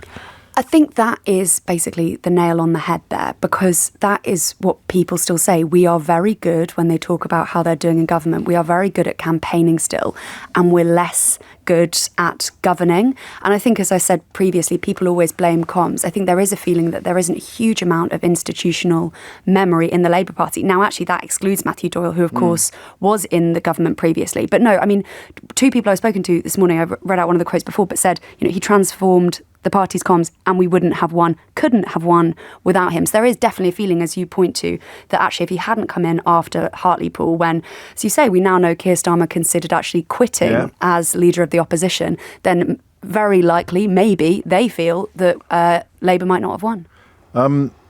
I had a thought this week, oddly, when Matthew Pennycook kind of put the boot into Rachel Reeves. That would have been, if Alistair Campbell had been the director of communications at Downing Street, Pennycook would have been absolutely roasted. He'd have got the full hairdryer treatment. Are those days behind us? Does that model of director of communications no longer have a role, have a space in modern Britain? I think it is much gentler than it was then. I mean, I don't think we expect, and I don't think from people I speak to, they expect to be treated the way Malcolm Tucker or indeed Alistair Campbell treated people. And I think actually there would be... But it works. That tightness of messaging and that unity and the idea of slagging off a colleague live on the radio, your feet wouldn't have touched the ground. Well, I think there are still very much kind of complaints, and I think, I mean, with that, of course, they said that he didn't mean that. It seemed like listening to it, he meant exactly that. He meant exactly to sort of put the boot into Rachel Reeves. But I think there are still complaints. They do still try and have this very tight messaging, but I think the hairdryer treatment, I think we do see a lot less of that in our politics now. And indeed everywhere. It's perhaps just a mark of the times that we live in. Aggie Chambray, thank you very much indeed. My friend Scott says, and I'm laughing at the quality of his sarcasm rather than at the context of his message. If only they'd communicated better that they were going to make disabled people poorer. And you make a characteristically pertinent point, Scott. Back to the question of whether or not Just Stop Oil quit the field of direct action ahead or behind, or a score draw. Could be a tie. So far, I'm afraid it's a pretty close to consensus that they have not succeeded. They don't leave the stage as winners. Matt's in Stevenage. Matt, what would you like to say? Hi, James. I think they have succeeded. I think they've had to deal with a lot of kind of discontent and unhappiness about what they've been doing, but they've had to evolve and they've had to change to get their point across. So what have they succeeded at?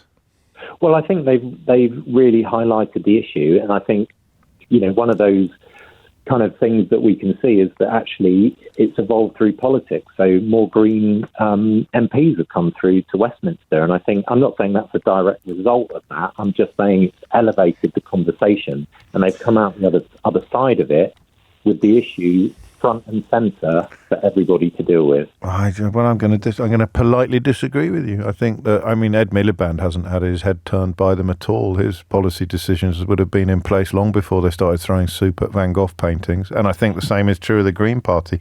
In fact, if I were to be particularly combative, Matt, I'd suggest to you that if Just Stop Oil hadn't alienated so many people, the Green Party might have done better in the last election. Really? Was that a sharp intake of breath? It was, wasn't it? That was a sharp intake of breath. Oh, my goodness. Well, you know, it might come as no surprise, but I'm a Green Party supporter, and I think actually people are taking the issue a lot more seriously than they would have. And I understand it's had an impact on people's lives, on the M25, and I think, I don't condone the some of the tactics. I don't, but I do think that, you know, they're having to come across a lot of apathy, and the message was diluting. So I think getting front and centre. Refocused. You could be right. Yeah. Thank you, Matt. It is coming up to 12 noon, but don't forget the clocks go forward at the weekend. James O'Brien on LBC. By Thomas Watts. Did he do that on purpose? What is the point of me constructing what is known in the trade as an hook and tease? When I say something before a junction or a news bulletin or a travel, we don't do travel really on this programme, but you take my point. And then I say to you, in order to make sure that you don't go changing your radio while the news is on or while the adverts are on, I say, I'll tell you after this. And I said at 11:59 that after the news, I will tell you what exactly is happening to the parts of the W.H. Smith's empire that are not contained in airports or train stations, but that you wouldn't believe me when I told you. So earth-shattering is the news. And then what happens on my own news bulletin in the middle of my own programme? Thomas Watts drops the bomb. Thomas Watts tells you. I don't know why, but he's right. I don't know. I mean, where does this come from? Instead of calling it W.H. Smith, they're going to call it T.G. Jones. It's April the 1st soon. I hope that's spoiler alert. But you did sort of find yourself thinking, is this a rubbish April the Fool? Is it just an April? He's apologised, has he? So it wasn't deliberate. It just means he wasn't listening to the programme then before he did the news bulletins. I won't see him till Monday. He's for the high jump. I tell you that for nothing. Spoiling my hooks and teases like that. No, but it's 5 minutes after 12. I'm interested in that. I mean, will someone have been paid a ton of money for that?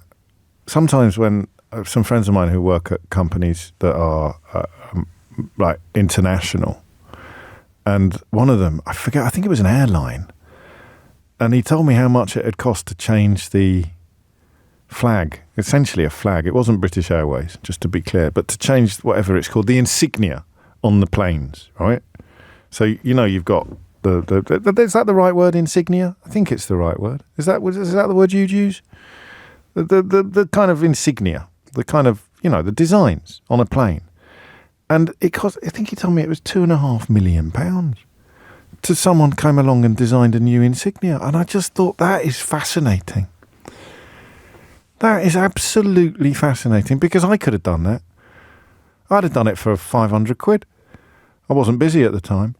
I'm not denigrating your work if you're a graphic designer, right? Because some of the stuff you do is really, really important and really impressive. But you've got a plane and it's got a tail fin.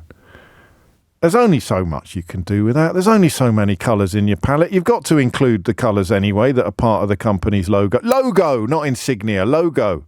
Thank you. How can it cost How can it cost 2 million quid just to change a logo on an aeroplane? Is this going to be the same? Has somebody somewhere been paid a fortune to come up with the name T.G. Jones? Because they should have come to us. Livery or logo. Oh, my inbox has gone bonkers. What's the point of having colleagues? Why didn't one of you stop me making a fool of myself then, like that? You could have said logo or livery. Insignia. Where did I get insignia from? And no, Liam, we are not doing a phone-in about whether or not W.H. Smith's is a fascist organisation. Obviously.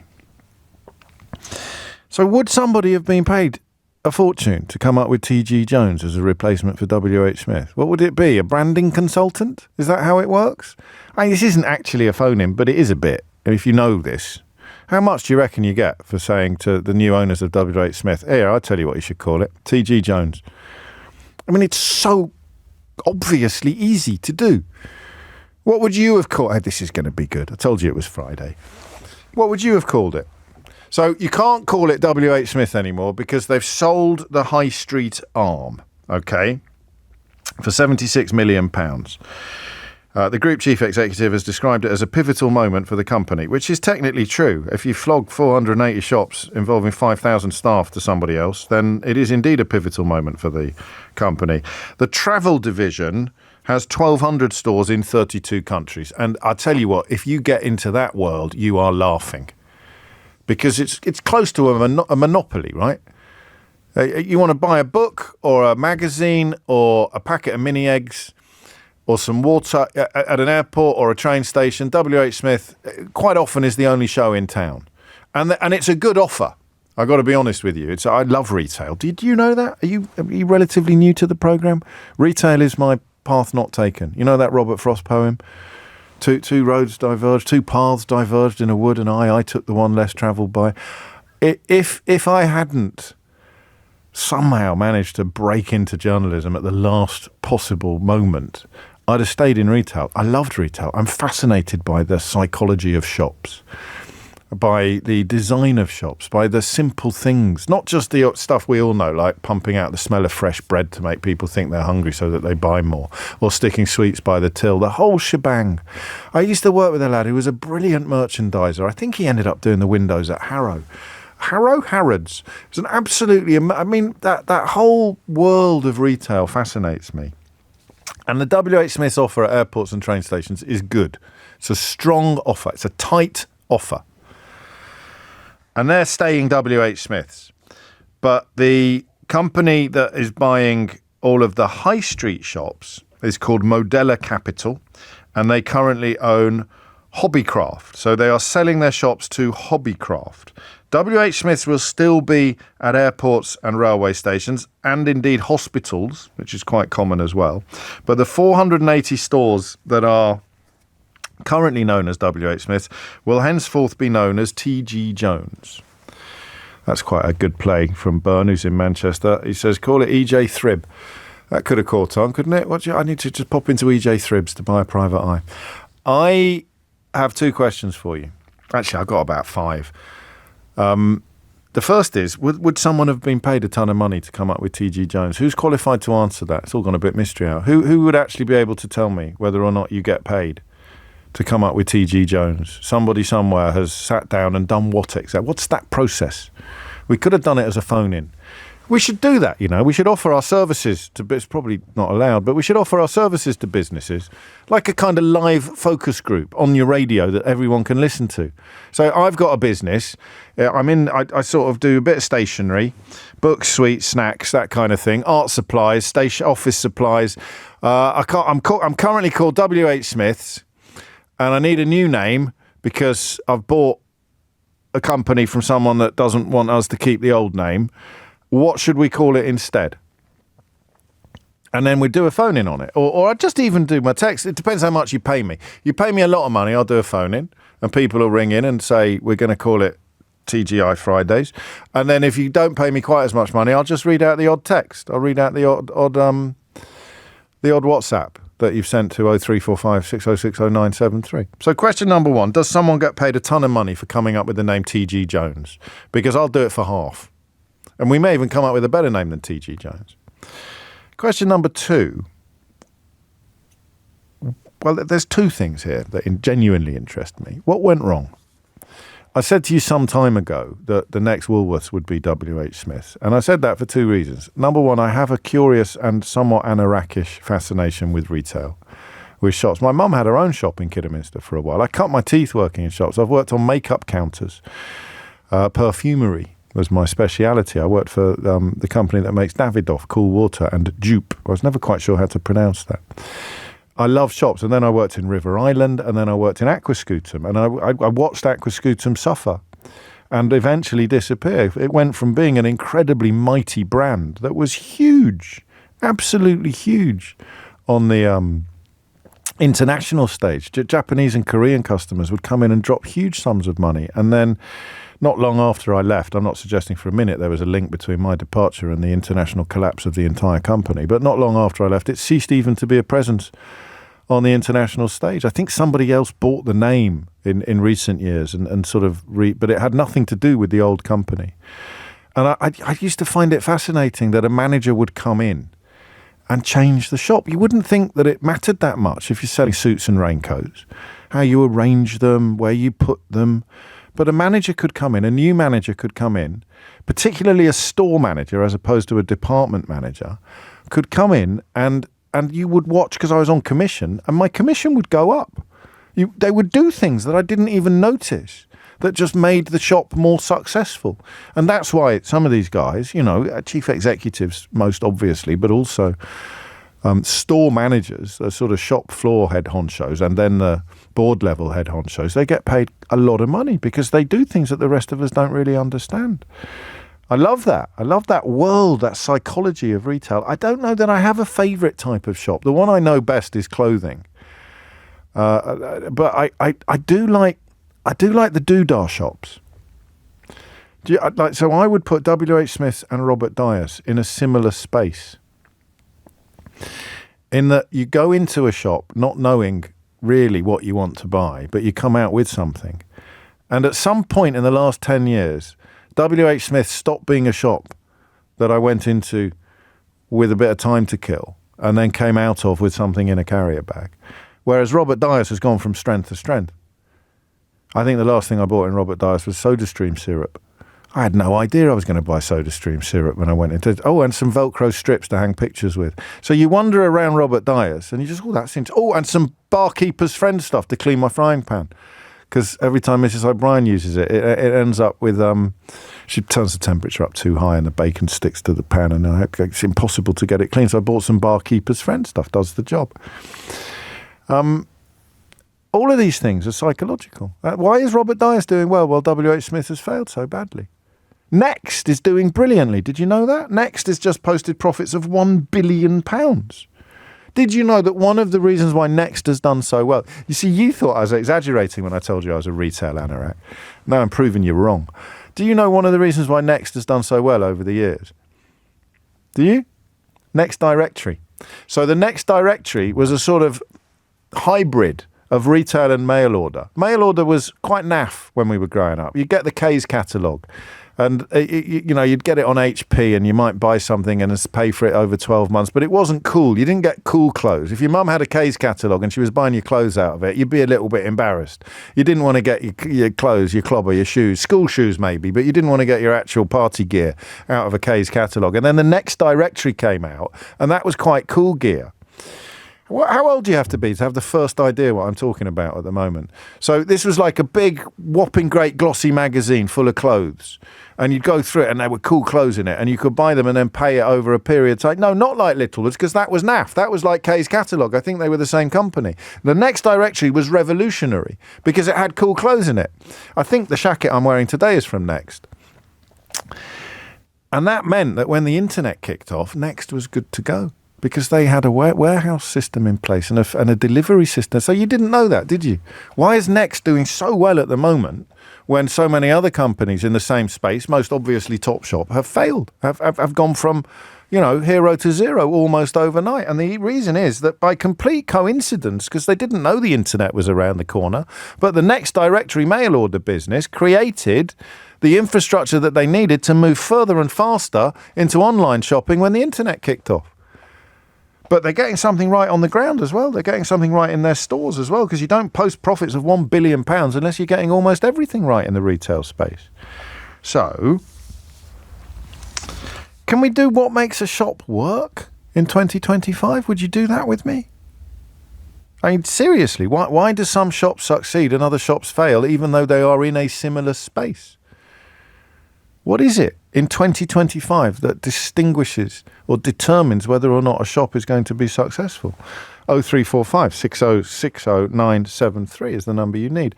How avoidable? Because so far, WH Smith is surviving.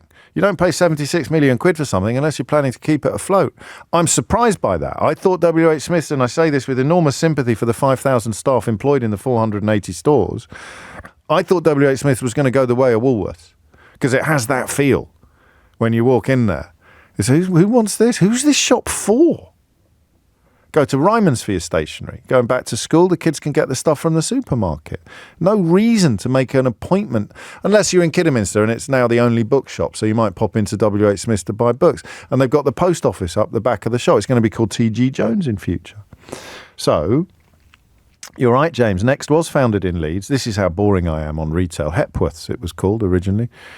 Hepworth's was the tailor in Leeds who went on to become a massive operator on the clothing retail stage. So, question number one: what makes a shop work in 2025? They told us the high street would be dead by now. Question number two: where did it all go so wrong for WH Smith on the high street? Okay, 0345 6060 973. And then knit those two questions together for your third question this hour, which is, what would you do if you were in charge of WH Smith? If you were the new owners of T.G. Jones, or WH Smith as it used to be known, what would you do? What might work? And listen, if this goes well, then we could actually set up a little business together. We could do the live focus group thing on the radio. We could make a few quid. I'll sort you out. I'll see you, right? So you make suggestions and then they actually go and do it. The new owners of T.G. Jones, or WH Smith as it used to be known, the new owners listening to this, you ring in and you say, I'll tell you what they need to do. They need to do this, that and the other. And then they do this, that and the other, or they do the other and the that but not the this. And it works. And then, they come back and say, we owe you. Be nice that. Do live focus groups on the radio. And then the fourth question is, realistically, how much might someone have charged to have come up with the name T.G. Jones as a replacement for W.H. Smith? W.H. Smith was a real person. You go to the Severn Valley Railway in Kidderminster, they've got an old frontage of a newsagent's shop from, I don't know, probably before the war. And it's beautiful, but it's W.H. Smith, and you realise what an old and venerable brand it is. But it's now disappearing from the British High Street. How do you get paid? How do you get paid for the business of coming up with a new name? There's quite a lot to get into there. It's basically a phone-in about shops, if you've just tuned in. It's just shops. What makes a good shop? Why did W.H. Smith become a bad shop? Because I tell you what, when you were a kid, if you're my age, the shops your mum would leave you in when she did the shopping, right? W.H. Smith's was your favourite. Woolworths, WH Smiths, the shops you could leave the kids in while you did the shopping. And then every now and then, once a year maybe, you'd forget, or one of you'd get lost and you'd have to announce over the tannoy, would Mrs. O'Brien please make her way to customer services where James is waiting for her? That happened a couple of times. So you'd have Woolworths or WH Smith. They both withered, but one is still going and one is not. What would you do? How would you rejuvenate WH Smith? That's part of the answer to the question of what makes a shop good in 2025. And then, of course, where did it all go wrong? It's 20 minutes past 12. James O'Brien on LBC. I'm in a slightly strange mood, as you've probably noticed. Partly because I'm so interested in that last bit I mentioned. And what do you do now if you've got you don't leave them in a shop, do you? We're too scared. If you take the children shopping, there's no earthly way you're going to leave the 8-year-old and the 9-year-old in a shop while you go off around the rest of town doing your shopping. But Smith's was at the top of the list. And what's it like running a shop at the moment? On a smaller level, I'm not suggesting your empire is as big as WH Smith's, but what is it like? What are the new challenges? We've had phone-ins in the past about the survival of the high street and how it will need to morph and change. But we've never really pinned down what it would need to do or where it would need to go, how the high street survives in a world of competing online offers. How many deliveries do you see making their way up your street? How many deliveries do you have to your own home? What is it that makes a shop succeed in the current climate as opposed to... and it does look like a failure when you go into most high street branches of WH Smith, as opposed to struggle, as opposed to fail. 24 minutes after 12 is the time. I should have given you the phone number, shouldn't I? 0345 6060 973. Kate says, I love this topic. I've worked in retail for nearly 30 years. We trade on such fine margins that nearly all the main grocery chains have announced redundancies over the last few weeks due to the new employer's tax. With regards to WH Smith's, it was a great shop in its day, says Chris, but it was known for overpriced wine gums and £2.50 for a bottle of Diet Iron Brew. So the new mob should keep their prices reasonable. And hopefully someone will be able to tell me what the business is of changing a name, coming up with T.G. Jones, and whether or not you get paid a lot of money for that. What would you do? They did as well, and Eve remembers that the next directory even had swatches of fabric, so you could feel the fabric in the next directory before actually placing your order. So where did they go wrong? And what's the sort of pin down the question precisely? What is the secret to success in 2025 for a shop on the high street, for a traditional shop on the high street? Why is Next doing so brilliantly and WH Smith not doing well at all? Okay, 0345 6060 973 is the number that you need. And I'm also running a side order of T.G. Jones and the question of what it actually means when a company, or how much it actually costs when a company undertakes a rebranding like that. Some of the numbers that people tell me are almost impossible to believe. They really are. But there'll be somebody listening to this who's actually in the business of coming up with a new name for an old shop and can tell us exactly what the process would have been and what the cost is likely to have run up. Sean says, I couldn't afford the prices. I went in less and less often because we could all get the same stuff from up the road. And Graham's very unhappy with the way that the words are actually melding together. The TG followed by the J of Jones is horrible to get your mouth around. But if you were saying WH Smith on a regular basis, you probably wouldn't have chosen to name your business that. It's named after the bloke that founded it. So there's no mystery on that front. And the side order, of course, of why Next is doing so well. Why Next is making £1 billion in profits when Topman goes under, Topshop goes under, and other businesses on the high street are having a terrible time of it. He was a Brexiter, I think, the bloke that runs Next. There's Lord Wolfson, Simon Wolfson. So he's obviously good at something, if not picking the right path for the future of the country's economy and political situation. Texts, emails, all of the above, and we'll get some calls on shortly. Mike's in Rochester. Mike, what do you reckon? Well, I think what it is the funny thing is you're just talking about Next. I've just come out of a Next, and I've been in quite a few shops before that, and I couldn't believe, like Fraser Group, how empty it was.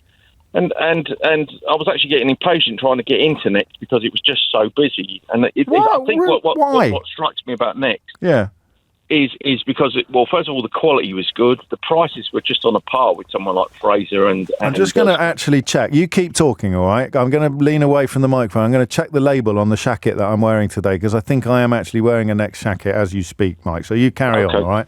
You hold the fort, mate, while I sort of do some contortions. Yeah, and it's like what they've got in there. They've got a Costa coffee in there, which is packed. They've got a Virgin Holiday, which is going well. And so it seems to be quality. Keep talking, Mike. I'm just taking my jacket off. Okay, how's it going? What you got? Don't stop talking. Oh, you have to pay me for this. So it is, and I think the trouble I'm wearing Next. I can't remember the last thing I bought from a sort of normal high street chain shop. So what are they getting right that the rest of the shops are getting wrong? They've moved away from the high street. They're going out of town. The bigger shops, better quality. They've got coffee shops. They've got holiday shops. They've got store within store, I think they call them. And they're just getting it right. And if you go into a WH Smith's today now, you're probably only going to go in to use the post office because they've got hardback books, which nobody sort of looks at anymore. There's all downloadable books now. You might want to buy a recipe book or a travel book. But a massive, great Don't big store. Go to Smith's for a book. You go to Waterstones. I suppose in a town where you haven't got a Waterstones, you might go to Smith's. Yeah. 2 questions. What did you buy in Next? I bought a load of clothes. What did you nearly swear then? Eh? Nothing. And what would you do to improve WH Smith if I put you in charge of, or TG Jones as it will henceforth be known? I'd probably make it smaller. I'd keep with the post office because that brings people in there. But just, it's a bit like Wilco's. When Wilco's went under, it was a store that didn't know what it wanted to be anymore. Massive spacey aisles, not a lot of stuff in there that really wants to go. Get it right. You just got to get your products right, and their products are wrong in there. Their products are wrong in there, and I don't know why. And the last time I knew it was with Woolworths, and it was oddly on Chiswick High Road. There was a Woolworths on Chiswick High Road when we first moved to Chiswick, and not far from where the WH Smith is now. And you'd go in there, and you'd think, who is this shop for? In many ways, this phone-in is similar to the one we had in the first hour about the Labour Party. Who is it that WH Smith is actually trying to appeal to in its current form? Because it isn't working. And Mike has just done an absolutely solid job of picking up why Next is swimming very, very quickly in the opposite direction. It's coming up to 12:30. Amelia Cox is here now with your headlines. James O'Brien on LBC. Yeah, I think he did nearly say, I just bought a load of shirts from Next. The science of shops, the mystery of why some shops fail and some shops succeed. Where's it all gone wrong for Smith? I'm touched by how many of you recognise what I described as the shop your mum would leave you in while she went off to do the shopping. And it was WH Smith usually, or Woolworths. These days, that's a good suggestion, the pound shop probably. So, why and how do these things stand and fall? Let's go to Birmingham. Dee, I told you today's show was going to have quite a nice West Midlands flavour. Dee, what would you like to say? How you doing? Nice to meet you. Likewise. First time caller. I completely agree with you what you're saying about the Next retail. I used to work for Next back in the year 2000. My first job after leaving university. One of the things I think they've got the nail on the head was the Next directory. It was able to them to sort of project into the future, sort of like... Do you think it was luck, though? It was luck, not judgment, wasn't it? They didn't know the internet was around the corner. No, they didn't at all. But, and there it was. When I used to work... But in terms of your question that you're asking me, I think it's all about the user experience. Yes. And there's very, very few retailers out there that have actually got this right in terms of the customer experience. And then when I used to work for Next, they were very hot on ensuring every single customer was interacted with, they were acknowledged, they had the experience and the knowledge about the products and the sizes. They're very forthcoming. If something wasn't in stock, they'll get it for you the next day. They'll get you to sign up for the Next directory. So, in terms of their business model, it was very smooth in that respect to ensure... So where has Smith's gone wrong then? I think... It's like the old Woolworths, but back in the day, when you were at school, you could go to WH Smith, you used to get your stationery sort of products from there.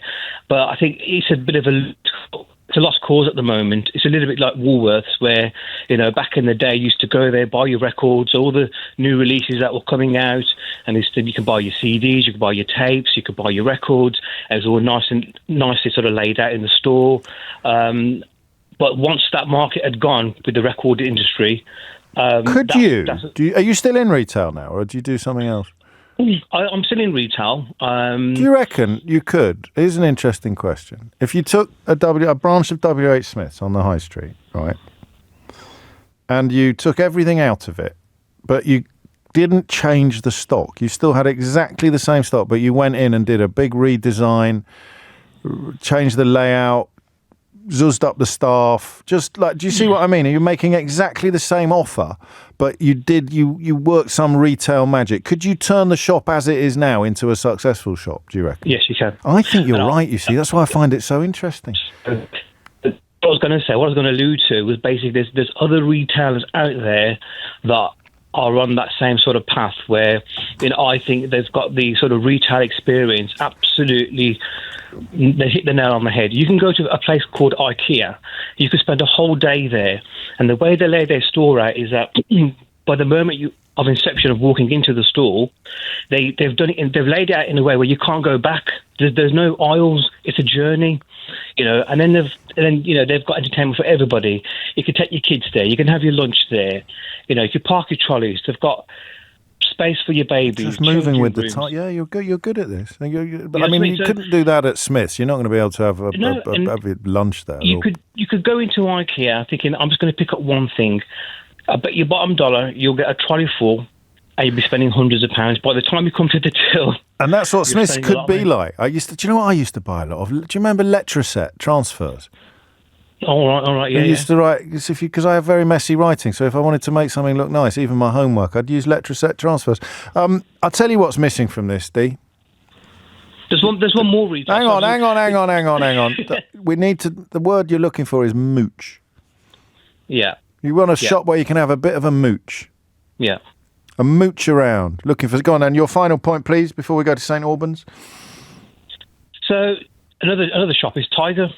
They've taken the same sort of format as IKEA, and again, you walk into that retail store. He's dead right. That's why I said a doodah shop, didn't I? A shop that sells doodahs. Yeah. It sells doodahs. You need your doodah. I'm going to move on because there's so many people waiting to speak. No one's more surprised about that than I am. Dan's in St Albans. Dan, what would you like to say? Hi, James. I hate to say this, but you're all completely reading the wrong side of this story. Go on. So I've been a supplier to WH Smith's for the best part of 20 years, be it either selling them product when I used to work for Bic, or recently, the last 15 years, actually selling them shop fit and equipment, just as you were saying, what the shop looks like. Yes. Smiths are actually doing better than they've ever done in the history of WH Smith. So what's happened is they're 80% of WH Smith's profits comes from its travel retailer. Yeah, but I mean, I always bridle slightly when people tell me I've got the wrong end of the stick, but actually you've got the wrong end of the stick. Go on. They've only sold the high street bit. Yes, because that's the bit they haven't focused on. Yes, exactly, which is why I'm asking, why has it failed? Everyone's saying that the travel bit has done brilliantly. It's failed because it doesn't work for them. So in the last 15 years, they haven't invested. So what happens is, when any of those stores come up for the lease to be renewed, if the store has made a profit or it has broken even, then they continue the lease. If it hasn't, they close it. Then they wind it down. And the only reason they've kept them open is actually more for community than anything else. Yeah, no, I get all of that. I think you missed us drawing the distinction between. You must have done. But there's a little lesson for us all there. Don't come on and tell the presenter he's got it all wrong if you didn't. If you didn't listen to the bit. Hey, wind it in. What would you do now to improve the high? Because it's going to be called TG Jones. What does TG Jones need to do to restore the glory days on the high street, not in the travel bit? It needs to make it more of an experience. Yeah. Needs to make people go in for a reason. Yeah. I mean, they need to, whoever does it needs to do exactly what WH Smith has done with their electrical stores. So if you go into the airport, in motion, all those where you buy your headphones and all your stuff that you need for electrics, the consumer electronic stuff, that's WH Smith, and they do it better than anybody. It just needs someone to invest in the high street, but unfortunately, people don't go to the high street to buy this kind of stuff. No, and then the shops that do seem to be bucking the trend, like your Robert Diocese, have got a very niche offer. Maybe Smiths could start taking in dry cleaning or cutting keys or something. But anyway, we've got some grown-up news to do now. The situation in the United States. The days I don't talk about it are the days when I think that's it now. We've lost track. So off the top of my head, they've arrested a young Turkish woman in the street. They've announced the latest plans to extort minerals from Ukraine. They've launched an attack upon the Smithsonian, which, as anyone who's visited the United States will tell you, is there's no real British equivalent to the Smithsonian. Imagine if the Natural History Museum and the V&A and the British Museum, imagine if all of those came under one umbrella. That would give you an idea of what the Smithsonian is. Apparently it's not American enough. Which is why Simon Marks is here to just bring us up to date with anything we might have missed, Simon. And also a welfare report. This is a care check. I want to make sure you're okay as you continue to chronicle this absolute madness. Well, that's very nice of you, James. I am still here and will stay here for as long as proves to be possible. I mean, look, the week ends with Donald Trump having seemingly pulled it off again. I mean, he has managed not to lose a single member of his cabinet or his national security team so far who were involved in that disgraceful conversation that was taking place on the Signal app, in which it is absolutely clear that the country's war plans were placed by Pete Hegseth, the Defence Secretary. I mean, we got to the point on, I think it was Wednesday night here, where Donald Trump and his story here keeps shifting. There was no classified information contained in that chat, which of course was all being observed by Jeffrey Goldberg, the respected journalist here in Washington, D.C., that Donald Trump dismissed at one point as a sleazebag. Trump said there was no classified information in the chat.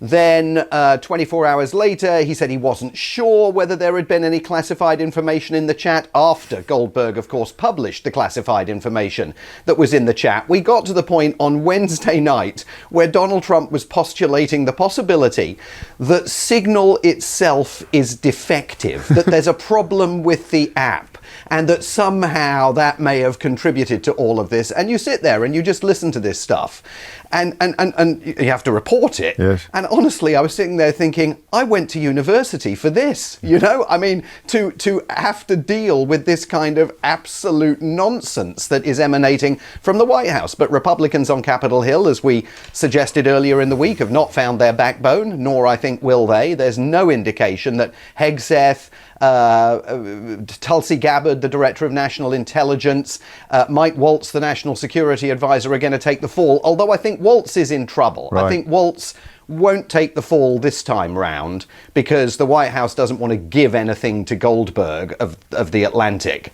But I think Waltz has got a real problem, because the one thing that is totally still unexplained about all of this is, why was Mike Waltz reaching out in the first place to Jeffrey Goldberg, asking Goldberg to connect with him on Signal? And that, of course, has led everyone in the White House to presume that, never mind the war plans on Yemen, Mike Waltz actually was about to start leaking stuff to Goldberg. So there's not a lot of trust left with him in the inner circles of the White House. So his card is marked. So why was he even in your contacts is probably, for people not familiar with Signal, exactly. is the way to phrase the question.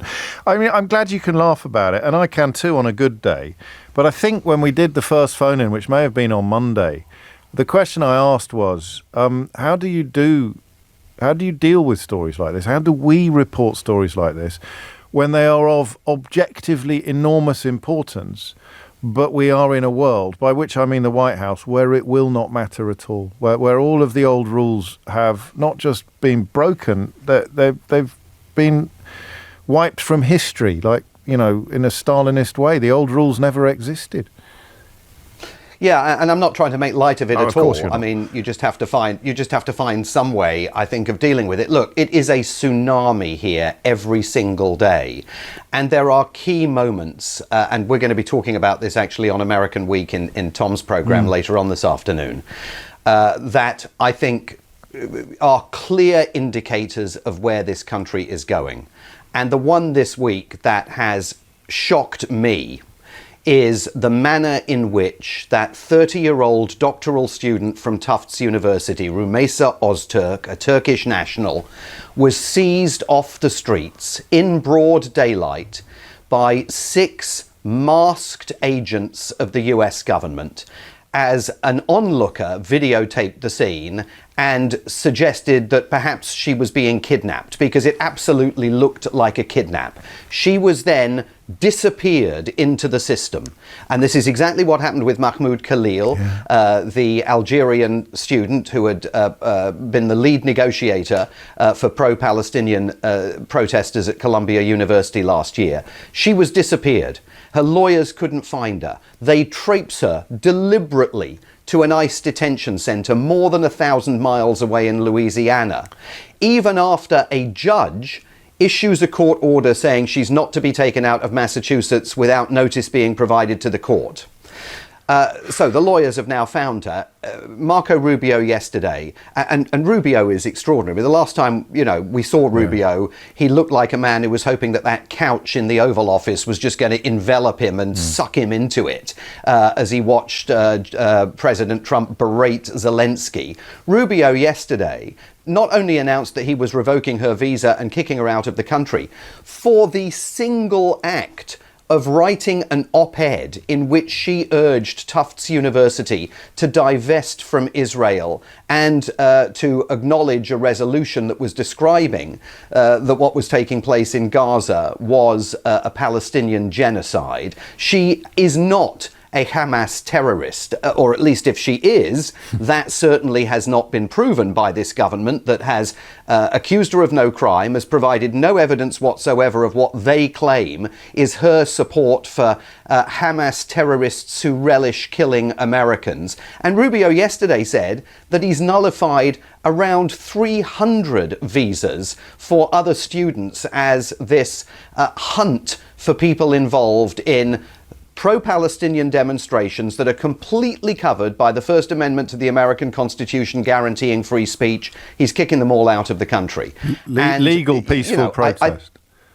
Legal, peaceful protests. And so legal, these people aren't charged with any crime. In the case of Ms. Ozturk, she was swept off the streets in an incredibly heavy-handed and thuggish action by the authorities, disappeared into the system for over 24 hours, and now she's being sent back to Turkey. The Turks monitoring this situation and clearly very unhappy about it. So, it raises questions about the extent to which another Rubicon was crossed this week in terms of the move towards authoritarianism. And I mean, potentially even more worryingly, there's a Harvard Medical School researcher who was detained at Immigration and Customs Enforcement in Louisiana, who fled Russia originally, I think, as a consequence of the invasion of Ukraine. Yes. And she now could be sent. She's had her visa revoked, and she could be sent back to Russia, where she might face, let's just say, a very serious situation. And this stuff is mad, Simon, isn't it? I know you never thought you'd see the day when you'd be reporting back to London from Washington on these kind of events, but they're gathering pace. They're not like early aberrations. They look very much like a flavour of what's to come. Yeah, the point about that Russian analyst is that she has engaged on social media in criticism of Putin's war on Ukraine. And so if she is returned, and it seems like she will be, to Moscow, she's at real risk of some very, very serious criminal repercussions and possibly being jailed for a lengthy period of time in Russia. And there are other examples that really kind of shock you. I mean, 3 professors from Yale University this week announcing that they're quitting the country. They are taking teaching posts in Canada because they no longer want to work and teach in what they said was becoming an increasingly authoritarian environment. So, I think we have to continue tracking this day by day. You can't keep up with all of it. I mean, I was just looking at the New York Times homepage today. Robert F. Kennedy hiring a known vaccine skeptic to investigate the link between vaccine and autism. We've got the measles epidemic that's continuing down in Texas. J.D. Vance, the vice president, heading off to Greenland to plant his boots on Greenland's soil in what the Danes and the authorities in Greenland are saying is a threatening move towards them by the Trump administration. I mean, there's just so much of this stuff taking place every single day, but some of the things that have happened this week have once again, I think, absolutely pegged the needle. Yeah, we're going to run out of Rubicons. Simon Marks, thank you. It makes you even more valuable than you usually are, which is why, as you've mentioned, you'll be back on with Tom Swarbrick when you have a little bit more time and space to explore what is going on. And you know, Diane writes, it's the Handmaid's Tale in real time, and I agree, but I also think that it's time to start reading out messages that I would once have filed under, oh, do calm down. And I don't mean that in a rude sort of Michael Winner kind of way. I just mean let's be sensible about this, let's be clear-headed. But when I get messages saying there was very, very little resistance to the Nazi Party in Germany after 1933. It's why the White Rose, it has such sort of mythical status in our minds. People who weren't being snatched off the streets or deported or the rest of it just kept their heads down and carried on. James O'Brien on LBC. David in Cardiff reminds us that the road to fascism is paved with people telling you to calm down. Funny, isn't it? It was only 55 minutes ago I was trying to decide whether to do that. Is Donald Trump a fascist or... Oh, what's gone wrong with W.H. Smith's phone-in? I'm glad we chose Smith because we'll be piling in on Trump again next week. But it is now impossible to exaggerate how awful things are. And yet, of course, on both sides of the Atlantic, there are still members of the media and the political class either both sidesing it or struggling to disguise their enthusiasm for what is happening. So thank God for the W.H. Smith's conversation, to which Michael in Otley will make the final contribution of the day. What's it going to be, Michael? Yeah, I think they've just stood still while the rest of the world has moved on, certainly in retail. So, talking about Smiths or the Republicans? Yeah, Smiths, I'm afraid. So, yeah. Which is mad, right? Because, I mean, I know they've been doing very, very well on the travel side of things, but you'd have thought if you're getting paid 2 or 3 million quid a year to run the place, you'd have put a bit of effort into the high street side. Yeah, well, this is very true, and yeah, I mean, don't talk to me about exec pay, but I think you think about all the things that Smiths used to, the demand for that Smiths used to be famous for. Yeah, books, magazines, records. A lot of that's gone either online or home shopping. And what would you do if I put you in charge? What would you do? Oh, dear, that's a $64,000 question, I think. But I also think your staff have got to believe in your brand. Yeah. And if you're I'd worked for a few weeks at John Lewis about 18 months ago, and it was a really interesting experience because the staff there really did believe in the brand, and they weren't performing particularly well at the time, but the service that was delivered on the shop floor was really, really good. And I think if you're in a business that's heading south, and your staff become disengaged, it's like football. It's like football. The heads go down. Yeah. Don't they? The heads have gone down, and it comes from the top, I think. It comes from management. It's all very well they're playing a blinder at airports and railway stations, but if you feel that the management has lost faith in you, then your heads go down. I like that. I came up with that together. That works really well. And it's not a criticism of the staff because it's a question of leadership. It's going to be fascinating to see whether or not whatever it's called, T.G. Jones can turn it around. And no one has told me how much it might have cost to come up with a new name for W.H. Smith, and the new name is T.G. Jones. John Ronson, guest on this week's Full Disclosure, one of the few people I've had the pleasure of coming back to for more. And we might do a little bit more of that as the world turns and Full Disclosure gets ever more established in the canon. But this is really interesting. He's an expert on this. In fact, I mentioned him at the top of the show on that question of radicalisation and other things. This is him me asking him, really. I haven't heard the clip, so I may tell you what I ask him, and then you just hear me ask him it in a minute. Whether or not anyone can go down those online rabbit holes that we've been talking about a lot lately. Our leaders aren't always great. The way we got into the war in Iraq wasn't perfect. I personally had no problem at all with lockdown and the vaccines. I was all for it. But at the same time, I understand why it changed people's relationship with power. So I really do get it. And with truth. Yeah, and with truth, yeah. I mean, people look at Fauci. I get a little bit annoyed. Maybe I'm wrong, what I'm about to say. But, at the beginning of lockdown, Fauci was saying, don't wear masks. Yeah. And then he said, wear masks. And in America, there's a lot of people who are like, that's a kind of gotcha. Oh, for me, it's like, that's just human. Like, it's a mess. We don't know what's going on. It's a new thing. I mean, our understanding of it is evolving all the time. Yeah, exactly. So I think the kind of the people who believe that kind of stuff about Fauci are wrong because they're not taking into account. They see everything as conspiratorial when in fact it's probably just a mess at the beginning. Can anyone fall down these holes? Or yes. Absolutely anyone? Yeah, I did. A little bit in the first Trump presidency. I watched CNN every night. I used to joke that Anderson Cooper was like my Q, and CNN was my QAnon. I believed everything. So when the Mueller report was about to come out, I was so excited. Like this was the end of Trump. He was going to be taken out of the White House in handcuffs, and it never happened. And maybe that was my version of falling down. It's not quite the same, is it? It's not quite the same, but I got too obsessed with Trump the first time around.